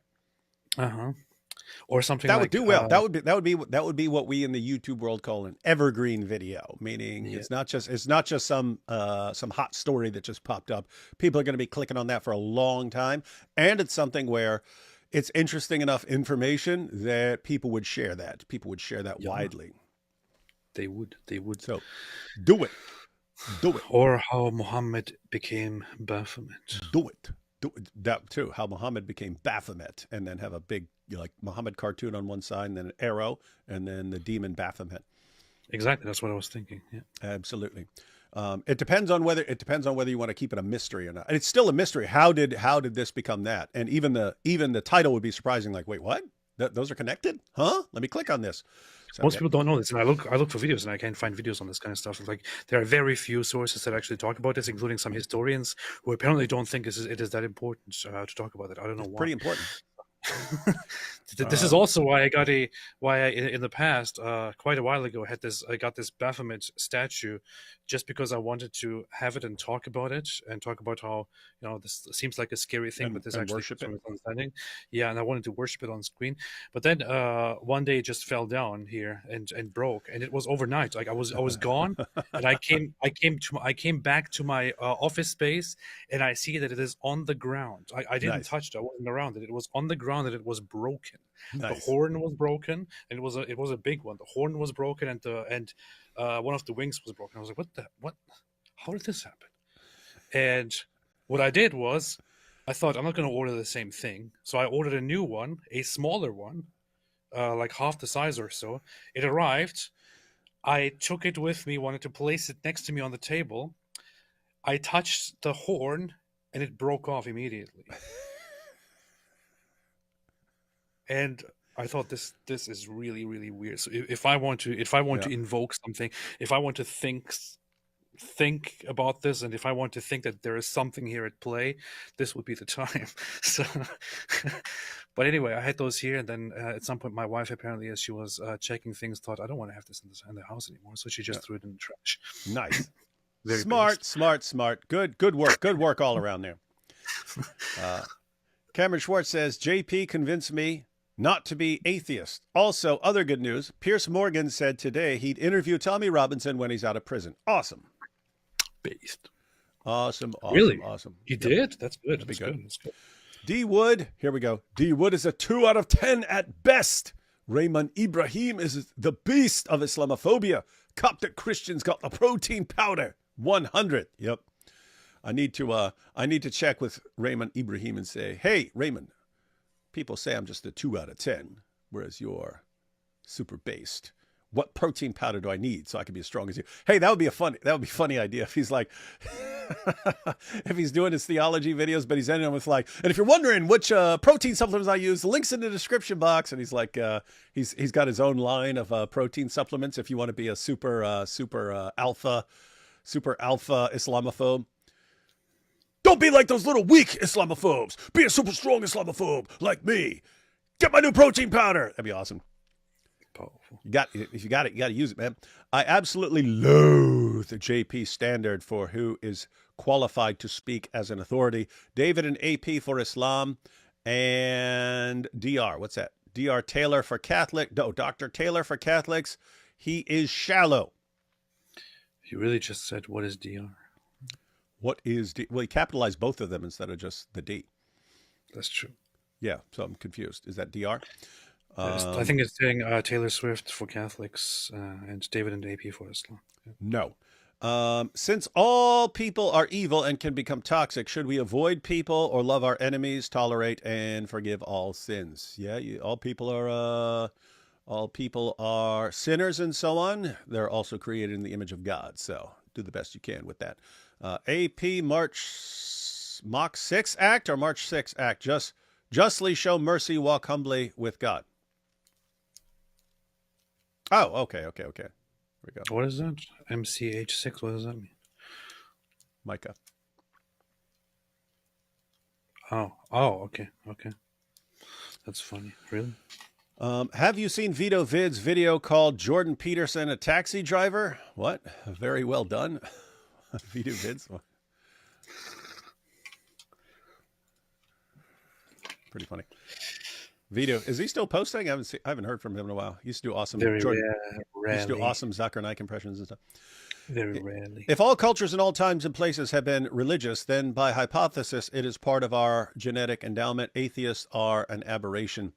Oh, you even have atheists who acknowledge that we're sort of wired to be religious. And that's part of the reason that when you have like widespread atheism, it starts functioning like a religion. There were even atheist church services, and they would have atheist reverse baptisms and stuff where you get unbaptized and so on. But I mean, notice that's all like very religious in nature. Micah 6:8 says, He has shown you, O mortal, what is good, and what does the Lord require of you, to act justly and to love mercy and to walk humbly with your God. Yeah, that's you saying that you have a concept of justice. Huh, interesting. take one or two more, and then we'll jump into this final clip. Jordan isn't necessarily a heretic. I hear him. He's talking about in that symbolic talk, for real. We're trying to get out of Plato's cave, homie. Yeah, that's why I get it. I mean, it's, you know, it's like if an atheist says, "Hey, I believe in God, but I don't believe anything more." Okay, you're moving in the right direction. You're moving in the right direction. So no, I don't get ticked off by really anything Jordan Peterson says. It's unless it's like, "Hey, get a pen pal. That'll solve the Middle East problem." It's like, okay, now you don't know what you're talking. You are way out of your realm. You are way out of your sphere. This is how Socrates used to talk. For real, we're trying to get out of Plato's cave, homie. That's what it is. That's exactly that's in the, you see that in the Greek. Time to live out that Jesus is God, JP. That's good. Yep. I don't know. He's doing a pretty decent job. Deyon, ask AP what his favorite Wagner opera is. Let me guess. Gute Dämmerung. It ain't over till the fat Dawa lady sings. I only know two things. I've never listened to an entire piece by Wagner, so I only know the. Wait, so you got ba ba ba ba ba ba ba ba ba, right? You got that. But then there's who's the Rise of the Valkyrie? Yeah. Is it the same? Is it the same thing with the?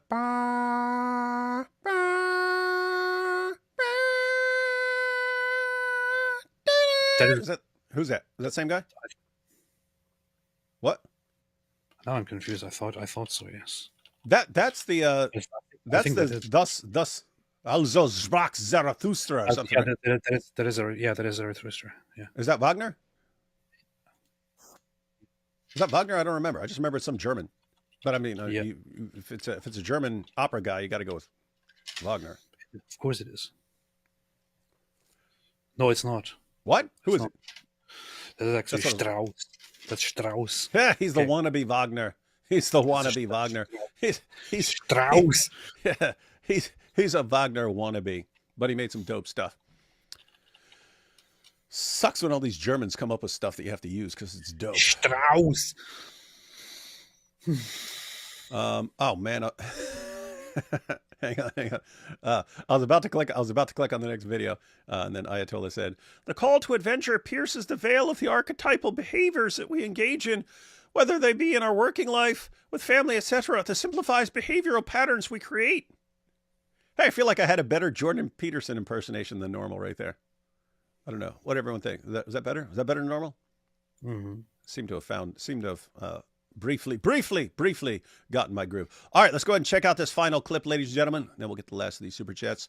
So here, Yeah, those things Nietzsche had his book on Das sprach Zarathustra, and then also Strauss had a whole piece on it. So it's both. Both is the right answer. very based, very based. All right, Peterson. Also sprach Zarathustra. All right, ladies and gentlemen. So here is the extended. Lots of people have seen the short clip of Peterson affirming the deity of Christ. Now we're going to get the extended clip where he explains what he means. This is an interesting question. It's a very direct one, but I would love just an answer because I haven't got clarity on this. What is it you believe?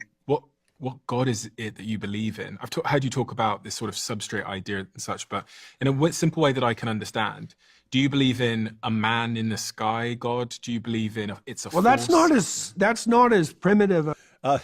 It's kind of funny because he says, I don't have clarity on this. I want to know what God you believe in, but I don't think Jordan Peterson has tremendous clarity on what he believes on this issue, as he would gladly acknowledge very frequently. But let me back up because it's very interesting when I don't know what you mean by clarity. Yeah, very interesting what Stephen asks here, because he said, "Are you believing in like a man in the sky?" And then what's Jordan going to say? And he said, "That's not as terribly. It wouldn't be as terribly weird as you think, given what human beings are." So let me back this up a little bit.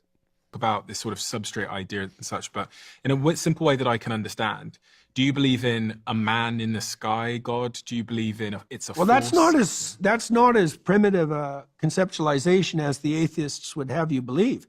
What is it you believe? Well, there isn't anything more complex in the known universe than a human brain. Mm-hmm. So if you want a model for reality as such, like proclaiming that it has something akin to the structure of the human psyche is not an absurd claim, given that that is the most complex thing by far that we know of. by far. So what is it you believe? That little interesting point there. Like, hey, when we kind of think of God as something like us minus like the physical body and so on, from an atheistic perspective, you'd say, okay, you're just taking a model for yourself and like saying, okay, whatever created us is like us, and that was one of the I think it was Ludwig Feuerbach who said, this is like centuries ago. I think it was Ludwig Feuerbach who said, hey, if horses could come up with their concept of God, it would be a horse god. And if other creatures could come up with a concept of God, it would be like that. It would be like them. And that's just what human beings do.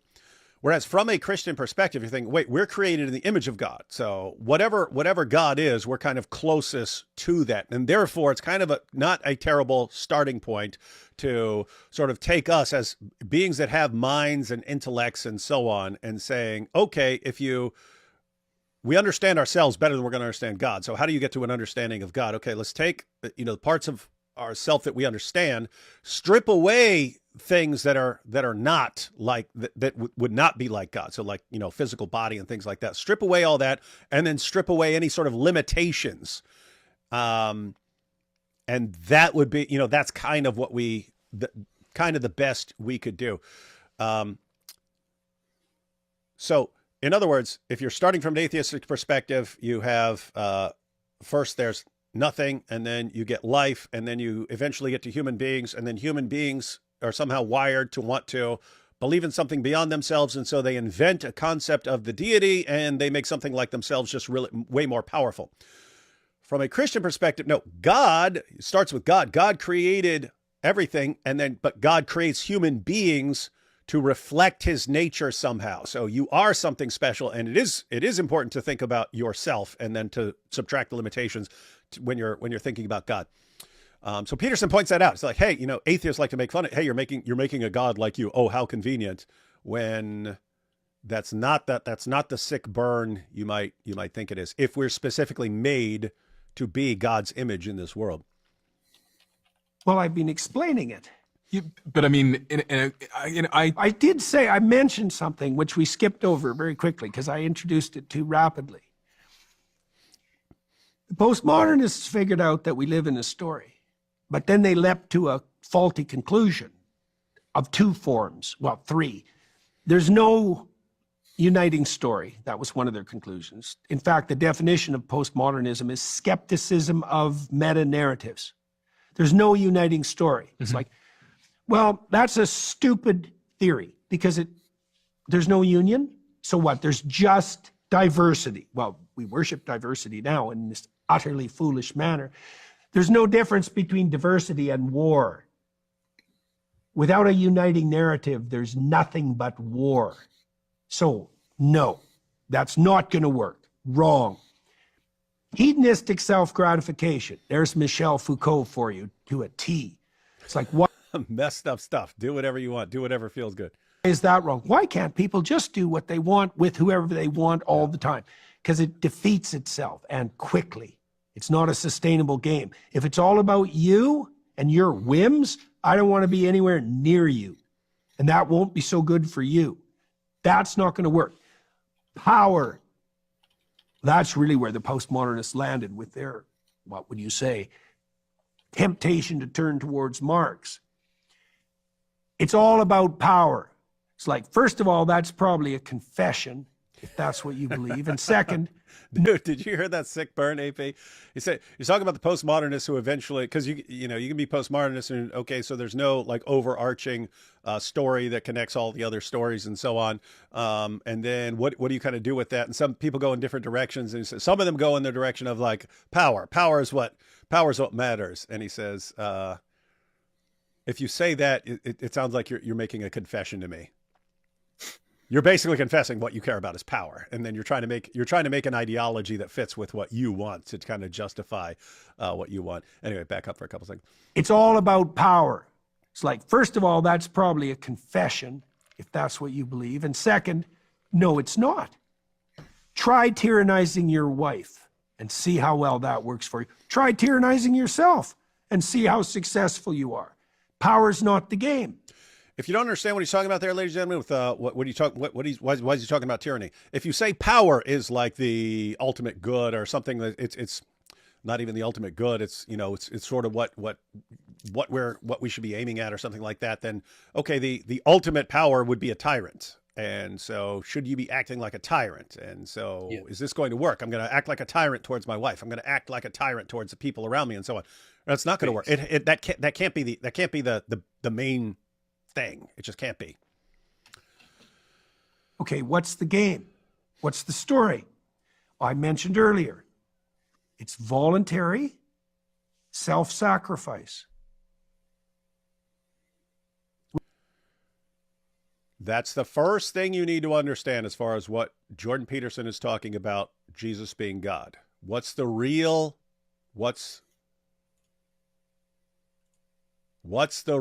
thing?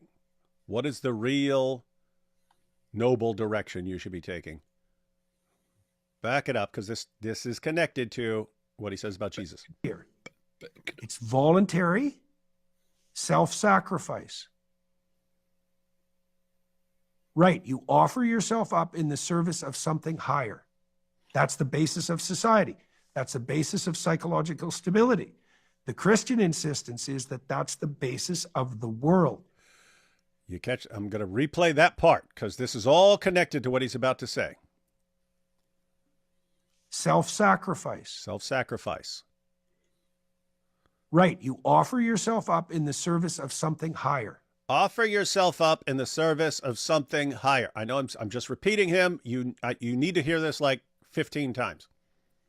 That's the basis of society. Basis That's of society? the basis of psychological stability. Basis of psychological stability. This is why he heads in these directions. He's examining all of this from the perspective of a psychologist. This is what you need in your head.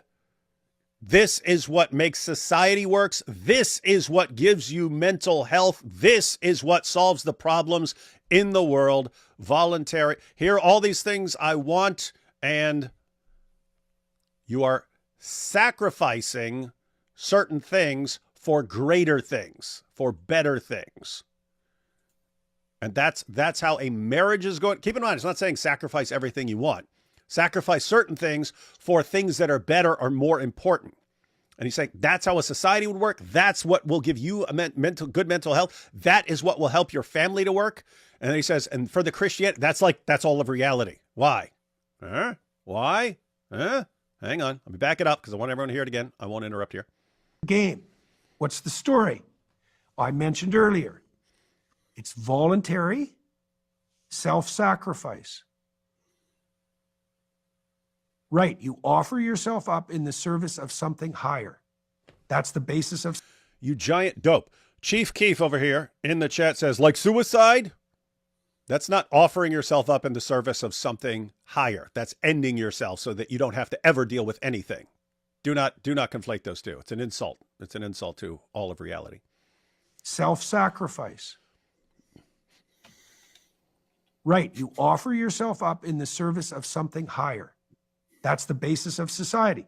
That's the basis of psychological stability. The Christian insistence is that that's the basis of the world. I'm going to ask you again because I want to be clear. Here we go. What is the God you believe in? I think that the claim that Christ is the embodiment of the prophet and the laws, I think that's true. Okay. Yeah. So, That's complicated. It's very... Did everyone hear the question? What's the God you believe in? I think that Christ is the embodiment of the law and the prophets. So, hey, wait, what did I just ask you? Hang on. what is the God you believe in? I think that the claim that Christ is the embodiment of the prophet and the laws, I think that's true. Okay. Yeah. So, That's complicated. It's very, very complicated. But I think it's true. so you believe that Jesus was God? God? Yeah. And we'll end it right there. No, we won't. We're gonna look at him explaining it. You catch that, everyone? So anyway, that's what everyone played the little short clip of him saying. That Jesus is God. Before that, and it's really important to understand what he's saying, and it's not something you should be like, oh, he doesn't mean exactly what I mean.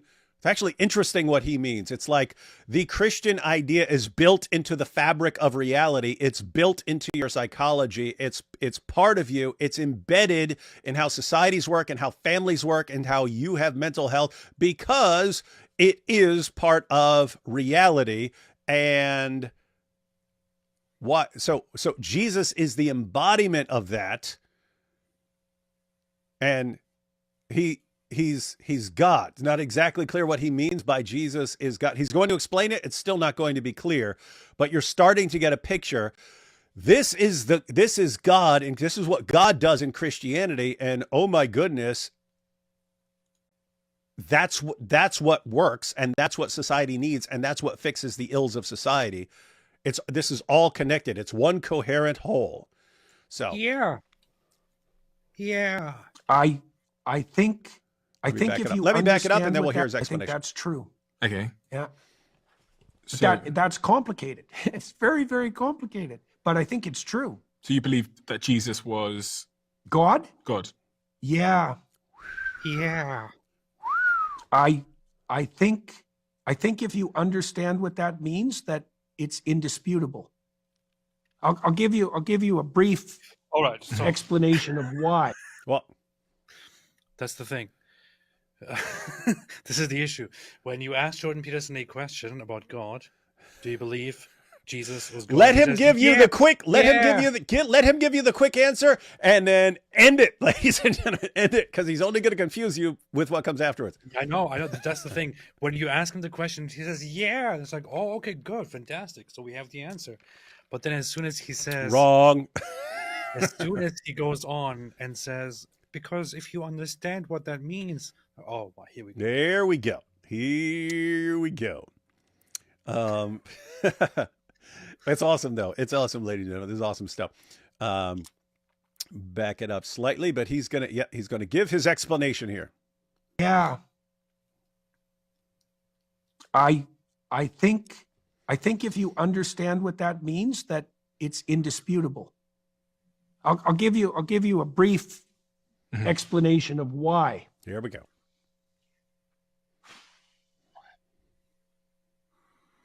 Christ takes the sins of the world onto himself. Mm-hmm. So that means all the problems that there are his problems. Right. Okay, so I don't mean to I will probably rewind this but guys, this is really hard to get your mind around. I still don't have my mind fully around it, but I did watch what led up to this, and you just saw sort of you just saw part of it, but you've got all these problems and all these competing goals in society, and what actually makes things work and solves the problems and so on. It's this voluntary self-sacrifice. And Jesus takes all the problems, all this. He takes it all. So just wanted to where he's going. The idea there is that there's no difference between making that assumption and then actually beginning to address those problems. And there's no difference between that which best addresses the problems of mankind and the divine. Those are the same. You've got the divine, Jesus, and you've got what actually deals with the problems of mankind. And you've got Jesus. He did exactly what deals with the problems of mankind. So you've got the divine. You've got what actually solves the problems of mankind. It's all tied together. Let me back up slightly there. Addresses the problems of mankind and the divine. Those are the same thing. And I can't see how that can be otherwise, because the contrary hypothesis would be that you would adapt best to your life by avoiding things that are difficult and terrifying. And no one believes that. And so the pattern of the passion, this is the voluntary self-sacrifice issue taken to its extreme. The pattern of the passion is the decision to voluntarily confront and welcome anything that happens to you, no matter what it is. And that's a terrible thing to ask or endeavor to undertake. But, well, the alternative is to shrink away. Well, the spirit of shrinking away is the divine. It's like, I don't think so. Like that's preposterous. The spirit of unlimited courage? Well, that's not a bad start for a definition of what constitutes the divine. The highest possible value. This is the highest possible value. So what would the spirit of the divine be? Something that shrinks away from problems or something that takes them head on? And what could basically take on all of them head on? Not you, not me, but Jesus did. Something in that ballpark is what he's getting at. I just want to play his sort of explanation again for anyone, because it can be difficult to get your mind around. And plus, I want to hear it again. Let's go and see. Complicated, but I think it's true. So you believe? I could ask you again, because I want to be clear. Is what is it you what is the God you believe in? I think that the claim that Christ is the embodiment of the prophet and the laws, I think that's true. Okay. Yeah. So, That's complicated. It's very, very complicated, but I think it's true. So you believe that Jesus was God? God? Yeah. I think if you understand what that means, that it's indisputable. So he's an expert in one area, psychology. Here's everything I've learned about human psychology and what brings about mental health and health within a marriage, within a society, and so on.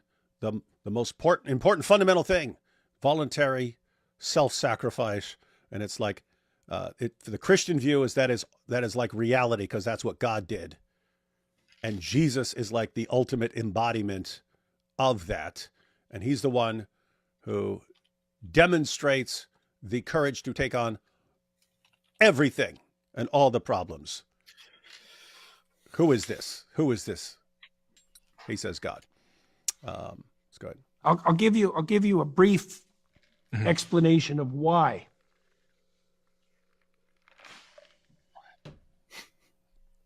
You like that too, right? Christ takes the sins of the world onto himself. So that means all the problems that there are his problems. Right. Okay, so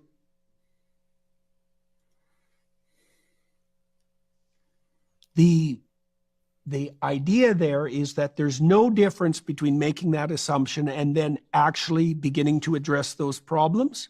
And there's no difference between that which best addresses the problems of mankind and the divine. Those are the same thing. And I can't see how that can be otherwise, because the contrary hypothesis would be that you would adapt best to your life by avoiding things that are difficult and terrifying. And no one believes that. And so the pattern of the passion, this is the voluntary self-sacrifice issue taken to its extreme. The pattern of the passion is the decision to voluntarily confront and welcome anything that happens to you, no matter what it is. It's kind of interesting, because he's saying, hey, no one believes that the path we should be following is avoid everything, avoid all harm, and so on. And yet, that's how people actually live. That's how people actually live, trying to avoid the problems and so on, trying to shrinking from them. And he's saying, but that's not what actually works. That's not what works for you in your mental health. That's not what works for you in a family. That's not what works for you in society and so on. That doesn't work. That doesn't work. And why? You're not made like that. That is not the actual. And do you think the God could basically be shrink away from everything, or would God be the ultimately confront everything? Okay, well, that's exactly what happened in Christianity. And anyway, interesting stuff. What? I'm gonna mute you for a second because I'm going to listen. I'm going to read what he says in writing and then try to make sense of it. Good.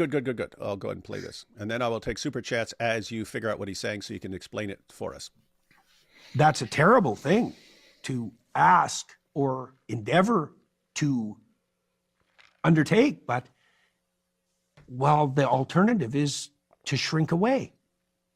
Well, the spirit of shrinking away is the divine. It's like, I don't think so. Like that's preposterous. The spirit of unlimited courage? Well, that's not a bad start for a definition of what constitutes the divine. The highest possible value. The highest possible value. The good at which all goods aim.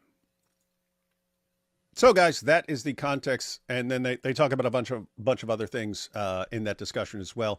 Again, the link is in the description box if you want to check out the full. They talk about a ton of interesting stuff. In there. So I recommend watching that if you get a chance. About 2.5 hours. Let's see.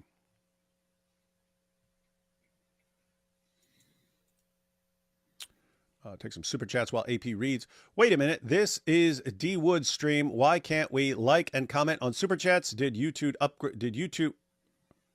Oh, why can we like and comment on super chats? Did YouTube upgrade your That's awesome. Yeah. So people have complained that they couldn't like or comment on super chats. And now now that I'm looking at it, I see it. So that was weird. YouTube had rolled out a new feature where people can like and comment on super chats everywhere except my channel. It did not exist on my channel. And people complained, hey, why don't you do this? I went through all the settings. I could not figure out how to do it. So I had no idea what was going on. But apparently they finally rolled that out to me. I'm an afterthought. Did you figure out what's going on, AP? You still listening? Or you still reading? I did read it, and I'm kind of getting closer to it. But yeah, Jesus chose to take on all the world's problems. You talking about what he said there, or you're looking up his book? No, I'm reading. I'm actually reading what he said there because I understood You're what he doing said. this. We listened to it 17 times, and you know. left to read it over and over again. Yes, I want to just read it and thoroughly have a look at it, at what he said here. Powerful.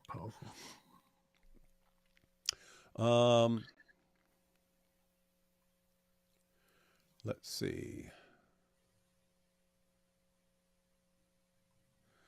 Wait a minute. This did YouTube upgrade your channel, or did Mossad hack into YouTube? I don't know. It could have been Mossad hacking in there. I don't know, but they did roll out the feature for me. Good stuff. Much love to both of you and Israel from an atheist from Greece. We should all fight for Western values with every means we have. Thank you. And so we shall. The Ayatollah says, Peterson is slowly beginning to realize the significance of the physical act, that something actually happens in physical reality, which is a victory of orthodoxy over Gnosticism. Yeah, I have to say, for AP constantly saying, he's nothing but a Gnostic. He's nothing but a Gnostic. He doesn't have the standard Gnostic views on some things. He acknowledges the significance of the physical. I trained as a scientist and am a Christian. I see God everywhere. Quantum world, yes. Bible, yes. Natural world, absolutely, yes. That's how I see it, Gwyneth. Everywhere. And once you see that, you can't unsee it. Matter of fact, I'll even say, like, when I hear an atheist arguing and stuff like that, it's in my head, like, for you to even be making this argument, what do you need? You need a universe. Where'd that come? Where you need a finely tuned universe that supports life. You need actual life. So life, you need you need human consciousness. You need laws of logic. You need objective moral values for the arguments you're using. God shouldn't do this. God shouldn't do that, and so on. You need the ability to communicate ideas. Like everything that I'm hearing from you cries out. God exists, and yet the conclusion you're expecting me to draw from your powerful words is God doesn't exist. And it's like, wait a minute, everything you're saying, all I see is God. All I see is God. I've missed the last few streams. I was wondering what your guys' opinion on the ceasefire is. You've probably shared this already. Yep. Not going to go into much detail here. We did a whole live stream on this, which you can't watch, sadly. But yeah, we've had our. You can check our Twitter and stuff for our ideas. The short version is, as listed, looks like a crap deal. You would have hoped that Hamas would be finished. Oh, AP, I did see something that Netanyahu said. He said, What did you say? in his discussions with Trump, Trump has agreed to free up vastly more weapons for the future should Israel need it. And I'm saying that because I was saying there's obviously a deal behind the deal. If all of a sudden, after 15 months of saying we are not stopping until Hamas either surrenders and gives us our hostages back, or we get our hostages back and we wipe out Hamas, either way, Hamas is not going to be in charge of anything after this. And all of a sudden, Hamas is going to get to slide and Hamas is going to continue. Why are they making this deal after 15 months of showing no signs of accepting such a deal? And all of a sudden, I said, there's got to be a deal behind the scenes. Hey, do this, and here's the incentive. Here's what we're going to do for you in the future. So and I said that we would start to see what the deal behind the scenes was. We saw part of it. Netanyahu said that Trump is basically going to shower them with weapons for the future if Hamas does not keep their agreement. You know what's funny? I would really like to have get through to Jordan Peterson and ask him some follow-up questions, because the thing is, yes, I did just listen to this 5,000 times, and yes, I also did then sit down and quickly look at the transcript and read it again and again. But there are just some questions that I have, which it just seems like his explanation that he gave after he said, God, do I believe he's God? Yeah. And let me explain to you why and how. His explanation that he gave doesn't exactly clarify whether he does or does not believe that Jesus is God in the way that you or that the average Christian believes Jesus is God. Right? Would you agree with that, David? Because it seems like I have follow-up questions to that. Like he describes the quality of the divine, and he describes what is the divine and what points at the divine, and based on what reasoning he concludes that Jesus is God, for example. But what he describes there as Jesus taking all of the burden on himself, and this being a glimpse of the divine, is like it's not entirely clear whether he actually believes that this is precisely what Jesus really did and that all of it is actually true, and whether he believes in the in that aspect of it, in the whatever you want to call it, supernatural aspect of it, that Jesus did actually take on all of the sins and all of the burdens of the world, and that he is therefore most certainly, from his perspective, God is most certainly divine, or whether he is just presenting the narrative as it is and acknowledging that according to the narrative he is God. So is he actually acknowledging that he personally believes Jesus is God, or just that he believes that the narrative of Jesus is a narrative of God? And then I also pause 1 second. His answer to that would be, I don't see a difference.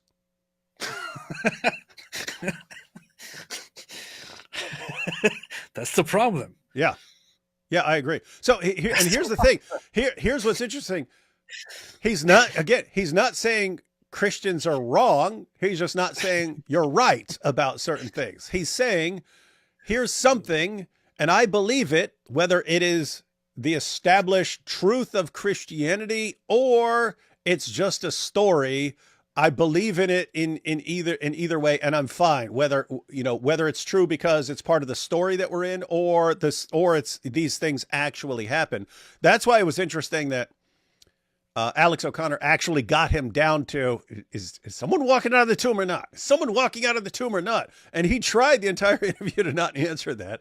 And then finally says, yeah, I think so. And then it was, but I don't know what it means. And he jumbled it up again and stuff like that. But yeah, there's no scenario, AP, where he's going to answer that. I think it's a combination of, I mean, I don't know. I don't know all of reality to be able to say this is the way definitely things are, and here's what happened at this point in the past, and here's exactly what God's likes. Like, that is so far beyond me. I don't know exactly what is like literally true and what is part of a story. But he's saying, like, with him, so with him, it's I don't know. But simultaneously, either way, I'm fine with it. If this is if God actually exists and is like a person, just massively more powerful and so on than we are, and entered into creation, did these things, or if this is a story that we're sort of led to because of what we are and so on, he does acknowledge that it can't just be material. So there's something there. But he doesn't like saying this is the way things actually are. But again, it seems like I don't actually know, and so I don't want to say. But I'm fine either way, because either way, this works, and this is what works from a psychological perspective, something along those lines. But yeah, I just think he's like me, in that if he doesn't know something, he doesn't like to say, well, this is the position or something. It's like I don't know. David, Calvinism or Arminianism, David? I don't know. Which view of creation is correct? I don't know. What do you mean? And I'm fine not knowing. What's that? What? Do you agree with the 5 solas? Yeah, kind of. And I kind of agree with some of the objections to some of them. So that's what I mean. I can listen to Arminian and go, Matt, got a good case, and I can listen to a Calvinist and go, yeah, you've got a good case there. David, which position do you take? I don't know. I kind of agree with some of their arguments, and I kind of disagree with some of their arguments on both of them. And I'm totally fine saying I don't know who's right, and I don't have to pick a side. That's kind of that situation. The other question is, this is the biggest problem to me, is from what he explained and from how he defines the divine, or defines God, and why he concludes that Jesus is God. The explanation that he gives does not exclude other people besides Jesus from also being God.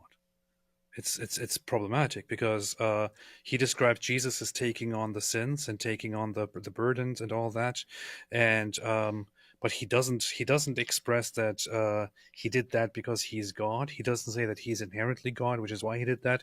He doesn't say that that this is what, and he's the only one who did this, which is why he's God.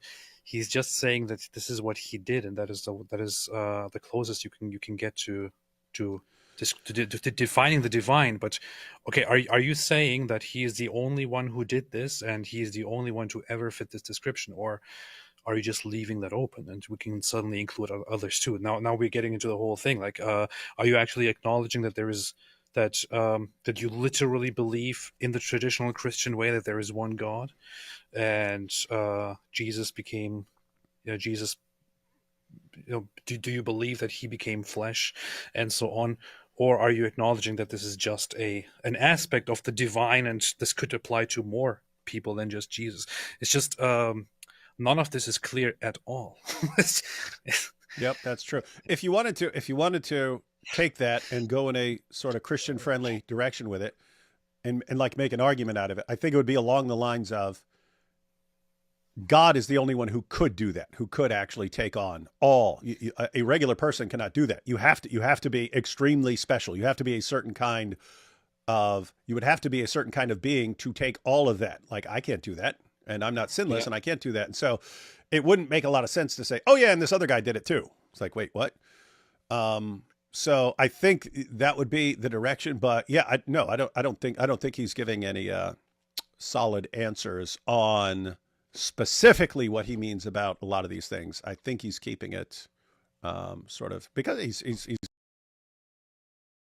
out as he goes along and sort of taking people along on his journey, which is why he titled his book, We Who Wrestle with God. Hey, I'm wrestling with all this right now.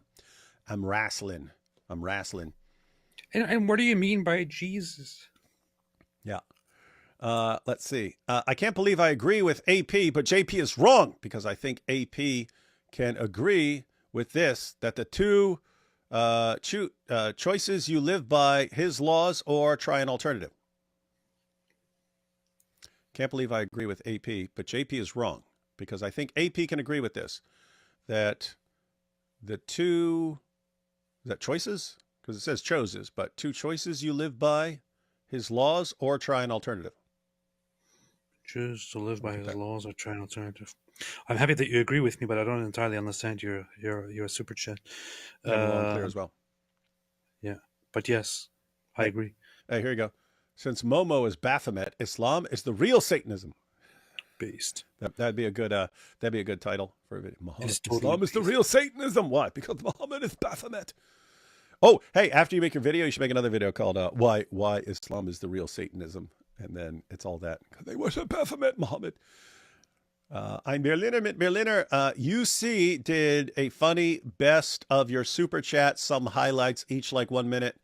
Guys, you can take a look at that, and you've got the channel there. Yeah, I did check out some of that video. It's a long one. I think it's like hour and a half or something like that, but it's a compilation of highlights from various live streams, super chats, and so on. And there are some very funny things in there if you want just short little snippets of things. I gotta check it out. Yep, good stuff.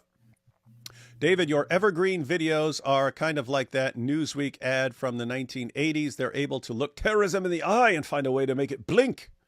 Oh, you haven't seen Making Terrorism Blink. Yeah, that's what they do. We are about to have an awesome year.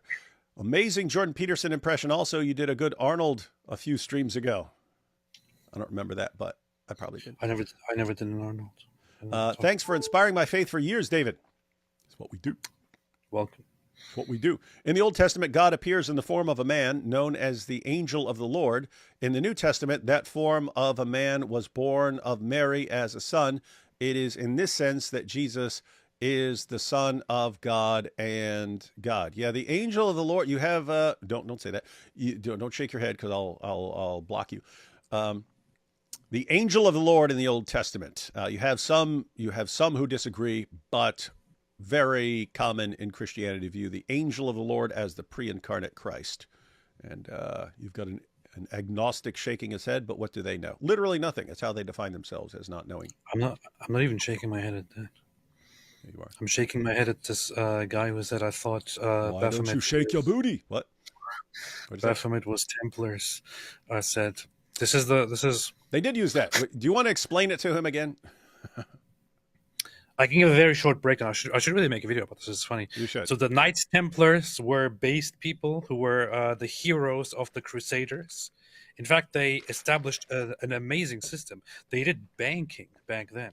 They did such a thing as when Christians, when they go on a pilgrimage, they give their money to the Knights Templars. The Knights Templars had a system established where they take the money and put it into a bank. So you're saying the Knights Templar were Jews? Yes, because Jews control the banks. and they had a genius system in place where they established a code system which only those in charge in Europe and in Jerusalem could understand, so that the Knights Templar authorities would take the money of the pilgrims who are on their way to Jerusalem and would say, and would then give them a certificate saying, okay, this person deposited this and this much money, and would sign it. They would give this document to the pilgrim. The pilgrim would go to Jerusalem and give this document then to the Knights Templars in Jerusalem, and the Knights Templar would look at it and would be like, okay, yes, you apparently have so much money belonging to you. Here it is. So they had a very, very nice system in place. They were very helpful, and they were at the front of fighting and protecting the Christians and so on. However, later on, during the time of after the Second Crusade, the Knights Templars kind of failed. and the crusade failed. It was a disaster. So the European kings, the European fighters, crusaders, and so on had to find a victim to blame for the failure. They couldn't blame the Pope. They couldn't blame themselves. They were too far above that. So they had to blame those little guys, those religious guys who were giving their lives to protect Christians. They had to blame the Knights Templars themselves.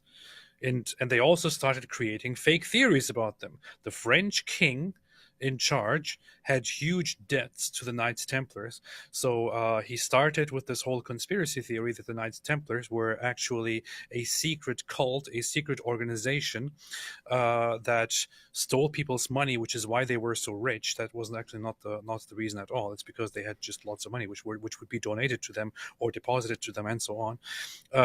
But he started accusing them of various different things, including of worshipping an idol named Baphomet that nobody knows what it looks like. Back then, in the time of the Knights Templars, Baphomet was not a shape. It didn't have a shape. The whole shape of having a goat and all of that only came into existence much later, in the 1800s, by occultists who ascribed a certain shape to Baphomet. So, in the time of that French king, King Louis something, I always forget. He accused the Knights Templars of worshipping Baphomet and of stealing people's money and of actually forming a cult where they secretly worship this thing and do all kinds of weird sexual practices and want to destroy Christianity from inside, and so on. Of course, the Knights Templar were like, "What are you talking about, bro?" So the French king convinced the Pope at the time to shut them down and to bring them to justice. They ambushed and took a bunch of the Knights Templar members and started brutally torturing them and getting false confessions out of them, including by significant, severe, brutal, unbearable torture. The Knights Templars started confessing to indeed worshipping something named Baphomet, but they all had completely inconsistent descriptions. Like, some of them would say, "Yeah, it's an idol that has 3 heads. Yeah, it's one that has a cow head. Yeah, it's one that has a goat head. Yeah, it's one with one eye and a long beard," and so on. So these were obviously forced confessions. After they were tortured, they would recant on their confessions, would say, "No, we were tortured. We don't worship anything. We only worship the Lord," and so on. But it was already too late at that point. The French king was hell bent on killing them and taking their money and eradicating his debts. So he went through with it and he executed them, a bunch of them. He also got the Pope's approval to shut them down. Although the Pope later on said, "No, we don't give you the authority to execute them," he said, "Well, I don't really care about that part. I just want to execute them and take their money." So the French king went ahead and had them executed. In fact, you know what happened? It was very funny. This is actually very, very cool. The last Grand Master of the Knights Templar, he was being executed, he demanded that he wished that they turn his stake at which he would be burned toward the Notre Dame, so he could have a very nice view on it as he's dying. And as he was being burned, he called out and said, "I hereby condemn the king and I condemn the Pope for letting this happen. And in the hereafter, they too will die and they will meet me before God and they will answer for their crimes very soon." So this is what he apparently said. And within the next 2 years, both the king and the Pope died. The king died in an accident. The Pope died in some other circumstances. They both died, which is what gave people this weird, very creepy thing like, wait a minute. Did they die because he said they would die to face him? But anyway, after this, people started creating all kinds of weird conspiracy theories about the Knights Templars, including, to this day, some people are saying the Knights Templars are actually this secret organization that is behind everything. It's all nonsense. People fell for some conspiracy theories, just like they do today. That's what they do. This was you have someone here, ladies and gentlemen, with an odd obsession with the Knights Templar, telling you that there is no Knights Templar conspiracy. And people always wonder if AP is actually secretly something else. Is he secretly this? Is he secretly that? He is openly acknowledged to having multiple Baphomet statues in the past, and for some reason is the world's leading authority on all things involving Baphomet and the Knights Templar. Broke down the entire group and its history, and then assured you all that it's not a real thing, and they're not behind the scenes pulling the strings. Right? Sure. It is a funny thing. I actually read a book on the history of the Knights Templars, and also one on specifically on the trial of the Knights Templars, which is why I'm for some reason obsessed with it now. I bet that's the reason. Hey, Isa Kabir says, some people say I'm like Jordan Peterson. Lol, I think you are significantly more like Jordan Peterson in your thinking than most of us. Isa. So I think you are Jordan Peterson. Yes. Have we ever seen Isa and Jordan Peterson in the same room? No. Not a bit. From personal experience, I think JP is back to drinking. Look at his flash face. I hate to say it. I believe he's actually sick. He's like got a cold in that interview, and he's probably he was sick. I could tell by his voice. He was a bit hoarse throughout that, so I would give the benefit of the doubt and attribute that to him having a cold. And I'm saying that because everyone I know in any close proximity to me has had a horrible cold in the past 2 weeks, including me and including everyone in my family. He does look like a horse. Yeah. Mm-hmm.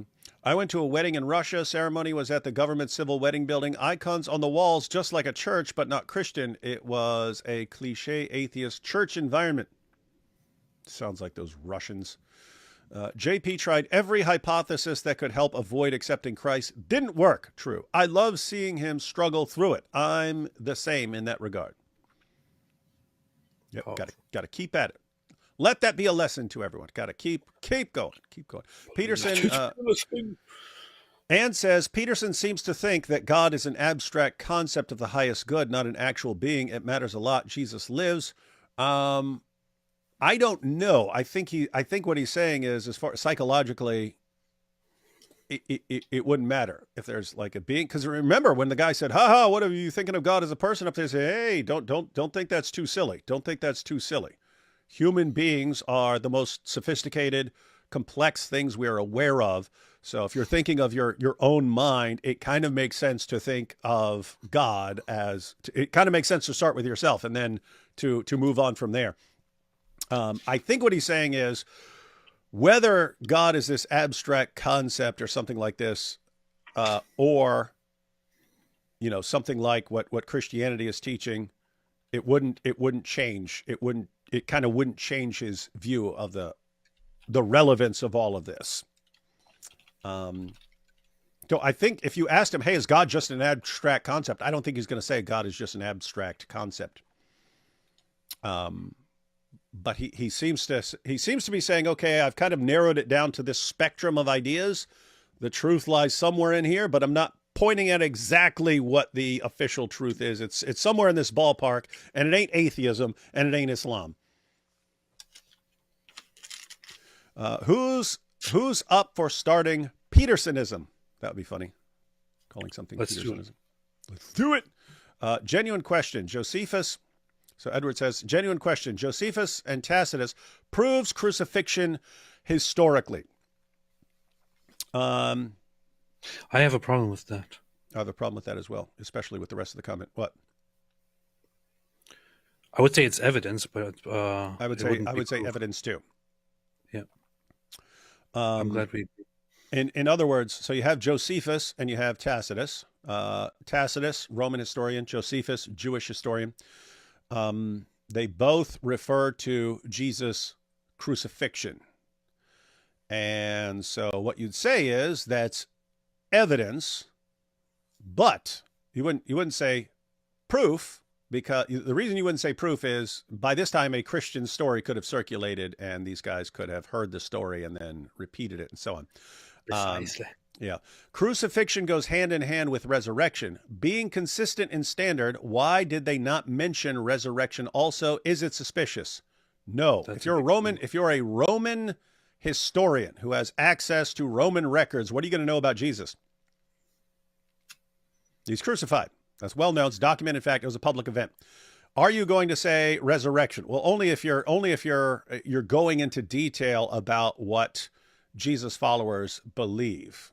He seems to have a very loose understanding of Christianity because of the persecution that broke out under Nero. And he's, hey, there's this weird group, and their guy was crucified, and then it spread a superstition that's going all over the world, and then Nero persecuted them and so on. Josephus, that's more interesting because you can get that from Josephus. You can get resurrection from Josephus. You just have to. Was that originally in Josephus? Because there are suspicions that later scribes actually embellished the story. Now, to be clear, so there are people who believe that none of that was originally in Josephus. That's the minority position. Most people believe Josephus did say something about Jesus.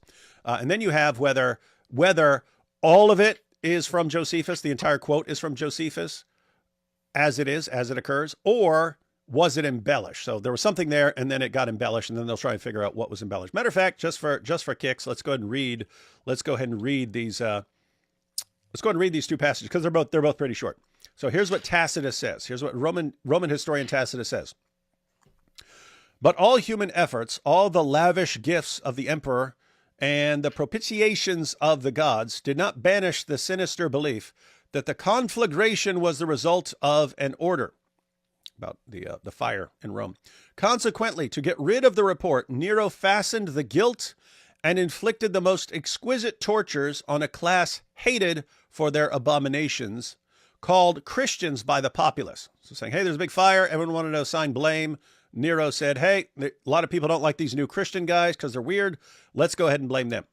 Christus, from whom the name had its origin, so that's Christ, Christus, from whom the name had its origin, suffered the extreme penalty during the reign of Tiberius at the hands of one of our procurators, Pontius Pilate, and a most mischievous superstition, thus checked for the moment, again broke out not only in Judea, the first source of the evil, but even in Rome, where all things hideous and shameful from every part of the world find their center and become popular. Accordingly, an arrest was first made of all who pleaded guilty. Then, upon their information, an immense multitude was convicted, not so much of the crime of firing the city as of hatred against mankind. So he mentions the crucifixion. He says that that a superstition around this crucifixion broke out. He doesn't say what the superstition is. What's the superstition? It's got to be something about Jesus being Lord or Jesus rising from the dead. Because someone was crucified, that's not a superstition. That's a known historical fact. So what's he say? This crucifixion had something to do with some superstition that broke out, and then he killed a bunch of people, and then it broke out again. And so he doesn't explain it. So how are you getting in there? Therefore, there's no resurrection. What are you talking about? We have records of the resurrection long before Tacitus. The creed in 1 Corinthians 15 is long before this. So what are you saying? Tacitus, a Roman historian in a different part of the world, doesn't mention something, therefore never happened. That's insanely stupid reasoning. So no, I would not think that's suspicious. Now, again, the passage in Josephus, here's the Testimonium Flavianum. This is the long version. It's still short. About this time there lived Jesus, a wise man, if indeed one ought to call him a man. For he was one who performed surprising deeds and was a teacher of such people as accept the truth gladly. He won over many Jews and many of the Greeks. By the way, little side note. That's part of the reason that people would think, if you wanted to doubt and say, because keep in mind, you don't have an original copy of Josephus. You don't have like what Josephus actually like handed people. You don't have the original manuscript. You have later manuscripts which are copied by scribes. And so if all you have are later manuscripts copied by scribes, say, okay, could a Christian have embellished this sort of thing? Well, when you're doing that, you start looking for, okay, what are things a Christian may have embellished and what doesn't sound like something a Christian would have said? So when you say a wise man, if indeed one ought to call him a man, that looks like something a Christian may have added. Keep in mind, there are people who think the entire thing is authentic. I'm just saying, if you were looking for things to be suspicious about, this kind of goes both ways. If indeed one ought to call him a man, that's something you might be suspicious about. Does that sounds like a Christian talking, not a first century Jew, right? But then you keep reading, for he was one who performed surprising deeds. Guess what? That's widely acknowledged back then. And was a teacher of such people as accept the truth gladly. Here's the thing. He won over many Jews and many of the Greeks. Would a Christian make that part up? He won over many Jews and many of the Greeks. This sounds like a person who doesn't know much about Jesus, who's hearing about Jesus. It doesn't sound like a Christian's not going to say, yeah, and Jesus went among the Greeks. What are you talking about? That sounds like someone who doesn't know a lot about what he's talking about. So that does sound something like someone who is trying to write something and briefly mention Jesus, but he's just heard some stuff, not like something a Christian's going to add. And so, Good point. Yeah. Good point. Good point. And when, upon the accusation of the principal men among us, Pilate had condemned him to a cross, those who had first come to love him did not cease. He appeared to them, spending a third day restored to life. For the prophets of God had foretold these things and 1,000 other marvels about him. And the tribe of the Christians, so-called after him, has still to this day not disappeared. So as you have it in Josephus, he did appear to his followers. So you could say, hey, that part wasn't in there. Maybe that part was embellished or something. But the point is, Edward Nigma, it's just very sloppy reasoning to say, if this was, suppose you say it was embellished, you have sources way before Josephus talking about Jesus dying on the cross and rising from the dead. Someone not mentioning it later does nothing to do that. And if that's your historical method, you'd have to say anytime someone later doesn't mention something, then that calls into question the early records that you have, and that would just be extremely sloppy way to do history, or you would not be accepted by historians. You called him a historical method. Yeah. And I want to point everyone out the note on the screen, and this is the proof. What note? Nothing, it disappeared. I was all about to tell you that JP said Jesus is God. It's like telling Mojab, I don't buy your Allah again. It's getting really ugly for Dawa clouds. Yeah, that's why I said, I don't know if you were here earlier, but I'm going to put those two little clips together and circulate them. Please do a video on Roman Catholicism or recommend material for me to bring my in-laws to faith. Pretty much a 0% chance of me just making a video on Roman Catholicism. I would have to study it, and I'm probably not going to. I'll let Catholics who are interested in showing that Catholicism is true, and others who argue that Catholicism is not true, they can have that discussion. But that's for other channels. Watch Trent Horn. He has useful videos on that. Did you notice that the Shroud of Turin is now thought to be 2,000 years old? Much evidence it's Christ's shroud. I do have a video from a couple months ago with Gary Habermas, where I asked Gary Habermas and let him talk for a while, and then I shared my thoughts on that. But you can check that out. And with a narrative that killer, it can only be from God. Oh, I guess you're talking about with Peterson's. Like, hey, if you have this story is so awesome and so perfect and so encapsulates everything. This narrative is so dope, it has to come from God. In your face, AP. Not on topic, but have you heard of the Gen Z Bible? If it's not on topic, then don't read it. Too bad. Have you heard of the Gen Z Bible? You can't read it without laughing. Pick any verse. Is that a real thing? I might want to check that out. That would be funny.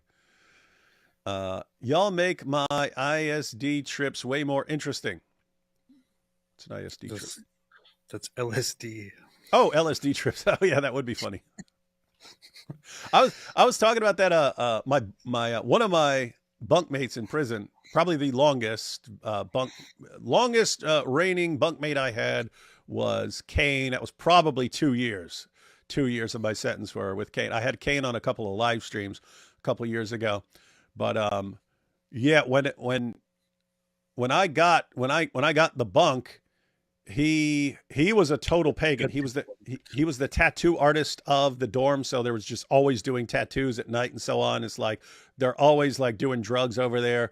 I was like a cloud of smoke over there all the time. And I was thinking when they offered me the bunk, cause you start off on a top bunk and then as bottom bunks go on, you're on a list and so on. And then they offer you a bottom bunk. If you don't want the bottom bunk, you can stay where you're at. And I like the cube I was in. I got along well with everyone. We're all cool. Do you want this bottom bunk over here? And you could say no, and then your name goes to the bottom of the list, and then you'll get an offer for a bottom bunk later. Anyway, went over there, and this is the drug capital of the dorm, the tattoo capital of the dorm. I was like, I don't want to go over there. I was like, wait a minute, what if God has given me an opportunity to go over there and talk to these guys and witness these guys and stuff? So, all right, I'll take it. So I go into Pagan Central, but I would sit there just reading the Bible. All this stuff's going on. I make sure I was just sitting there reading the Bible all day and stuff like that. And I keep this cup of water. And anyway, Kane would start talking to me. He'd go, hey, you should take some acid while you're reading that Bible. You'll start understanding it better. And I'll be like, no, I'm fine, dude. I'm fine just reading. It's like, no, the words will come off the page. You'll understand them like you've never understood it before. I was like, no, thanks. He goes, I'll tell you what, I'm just going to go ahead and slip some into your water one day when you're not looking. You're going to thank me later because you're going to understand the Bible. And I'm like, dude, if I ever start feeling freaking weird after taking a sip of water, it's on. It's on right now. We're going to be fighting all over this dorm, so don't freaking screw with me like that, right? That's where I was drawing the line. Anyway, that's the guy I mentioned him a little while back that he had all these like Nazi tattoos and stuff on him, and he became a Christian and got those tattoos removed and so on. But yeah, I've never been on any sort of LSD, acid, any of that type of stuff. But it would be funny if you thought maybe God has something in store for me. Maybe there's a purpose, and then you actually go there, and then you start getting like going on drugs. Yeah. I get all messed up, and then and I become a total pagan. You see. Stefan the Pelted said, that's why I don't listen to JP. A waste of time. No, this is good stuff, man. You are in real time getting to see an extremely intelligent person wrestle with these issues from the perspective of psychology and human psychological well-being. I think it's very interesting. I do wonder how you would fare on psychedelic drugs. It's an interesting mix to think of. Yep, that would be fun. We could always try it for an experiment one day and see what happens. I have nothing to say. Just thought it would be rude not to type something. That's all. That's true. Based. That's a good point. Let's see, brother. I have gout. What gout, man? That's good. David and AP, love you guys so much. I'm glad someone does because there are lots of people who are mean to us. JP said embodiment. The narrative is actual.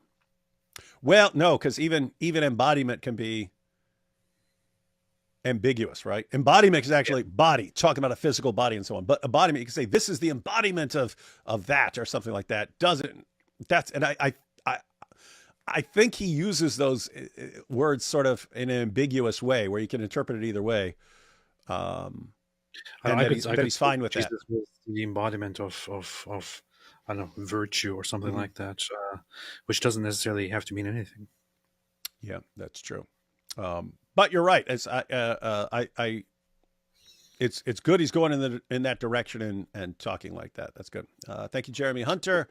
That's what they do. AP's main focus today was to educate people where the Baphomet comes from. By the way, AP, do you know Irfan's intros for his topics like Achtung, Gehirnzellen, Jihad? What is that word? Jihad. That's how you spell jihad in German. What? That's how you spell jihad? I never knew that. Yeah. No. Oh, wait. No, he made a mistake. There should be he put a J there. There should be an H. But yeah, it's jihad. What a stupid way to spell jihad. Well, because in German, to make the sh sound, you put SCH, so it becomes a giant mess. And there's no way to put a J in German, so you have to add a D at the beginning, and that's what you end up with. This is why it's good that the Germans lost, everyone. It's good that the Germans lost. AP and IP did a great interview. Powerful. That's true. Thank you. Yes. Let's see. It was powerful. JP can separate the incarnation. JP can separate the incarnation from Platonism. That's been the game the entire time. Yeah, Platonism would have a concept of the highest good, goodness itself. You have people, so that would kind of be the God for Plato, the good, goodness itself, the form of the good. But the form of the good or goodness itself is not something that does anything. So it is an abstract. It is an abstract thing. And so got to make the distinction. Tacitus, Houston, we have a problem. What? On Josephus, don't forget that he also described the drama around John the Baptist getting whacked. And Josephus also mentions Jesus' brother James and so on. Oh, you actually mentioned that. Josephus also does what Paul did, does a disinterested reference to Christ, i.e. James, the brother of Christ. Mm-hmm. Yeah, he talks about the death of James. Hey, AP, please read more jokes from your jokes book. I shall. He shall. The John the Baptist, the disinterested Jesus and James reference, and the embellished reference to Christ in Josephus are 3 separate references. Yeah, so you have John the Baptist and Josephus. You have the reference to James, and you have the reference to Christ. And so the reference to Christ is one of the 3 most relevant passages. And the question is whether that passage is embellished. And again, you do have the minority position is that he just doesn't mention Jesus there. That's the minority position. Most people think there is a mention of Jesus, and then the question is, was this embellished by a later Christian scribe, or did Josephus say that? I've seen people, actual scholars, who think Josephus was significantly more Christian friendly than others of his time would have been, and therefore that he is actually saying these things. But at the end of the day, I don't know, and I'm not a Josephus scholar, so. Edward Nigma says, was asking about extra-biblical corroboration as per history, wasn't talking about validation of earlier docs, which is historicity and theological premise. No, what you were saying is it suspicious that they don't mention the resurrection? Well, Josephus, in what we actually has, does mention the resurrection. It's a question of whether that's embellished. But if they didn't, no, it's not. It would make perfect sense for Tacitus to refer to Jesus as someone crucified without going into detail on what Christians believe about Jesus. So I'm saying you can't draw much of conclusions based on what people don't mention. You can sometimes base conclusions on what people don't mention, but you have to say, okay, here's why. If he had known about this, he definitely would have mentioned this. And if it were true, he would have. So you have to, there are 2 leaps. You have to say, one, if this had happened, this person in a different part of the world would have known about that. And 2, if he had known about that, that would have been something he wanted to report. You don't have much of a reason for thinking either one of those things, and therefore it doesn't tell you a lot about what actually happened. Alyosha says, the problem with LSD is realizing that if we F up this reality, what's the good of another one? Yeah, what's another reality going to do? Hey, knock, knock. Hang on. German authorities en route to your location.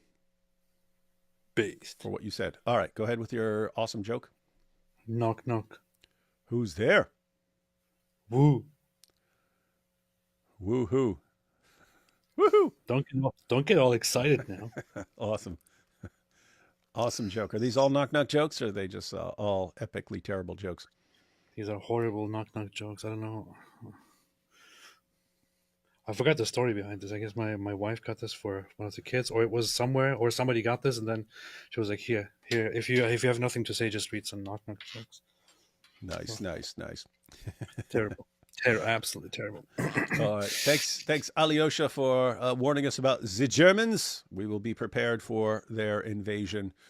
All right, we're going to be live on your channel tomorrow, right? Of course, we're going to be live on my channel. What are we? You have an idea what we're talking about yet, or have you not narrowed that down yet? Do I?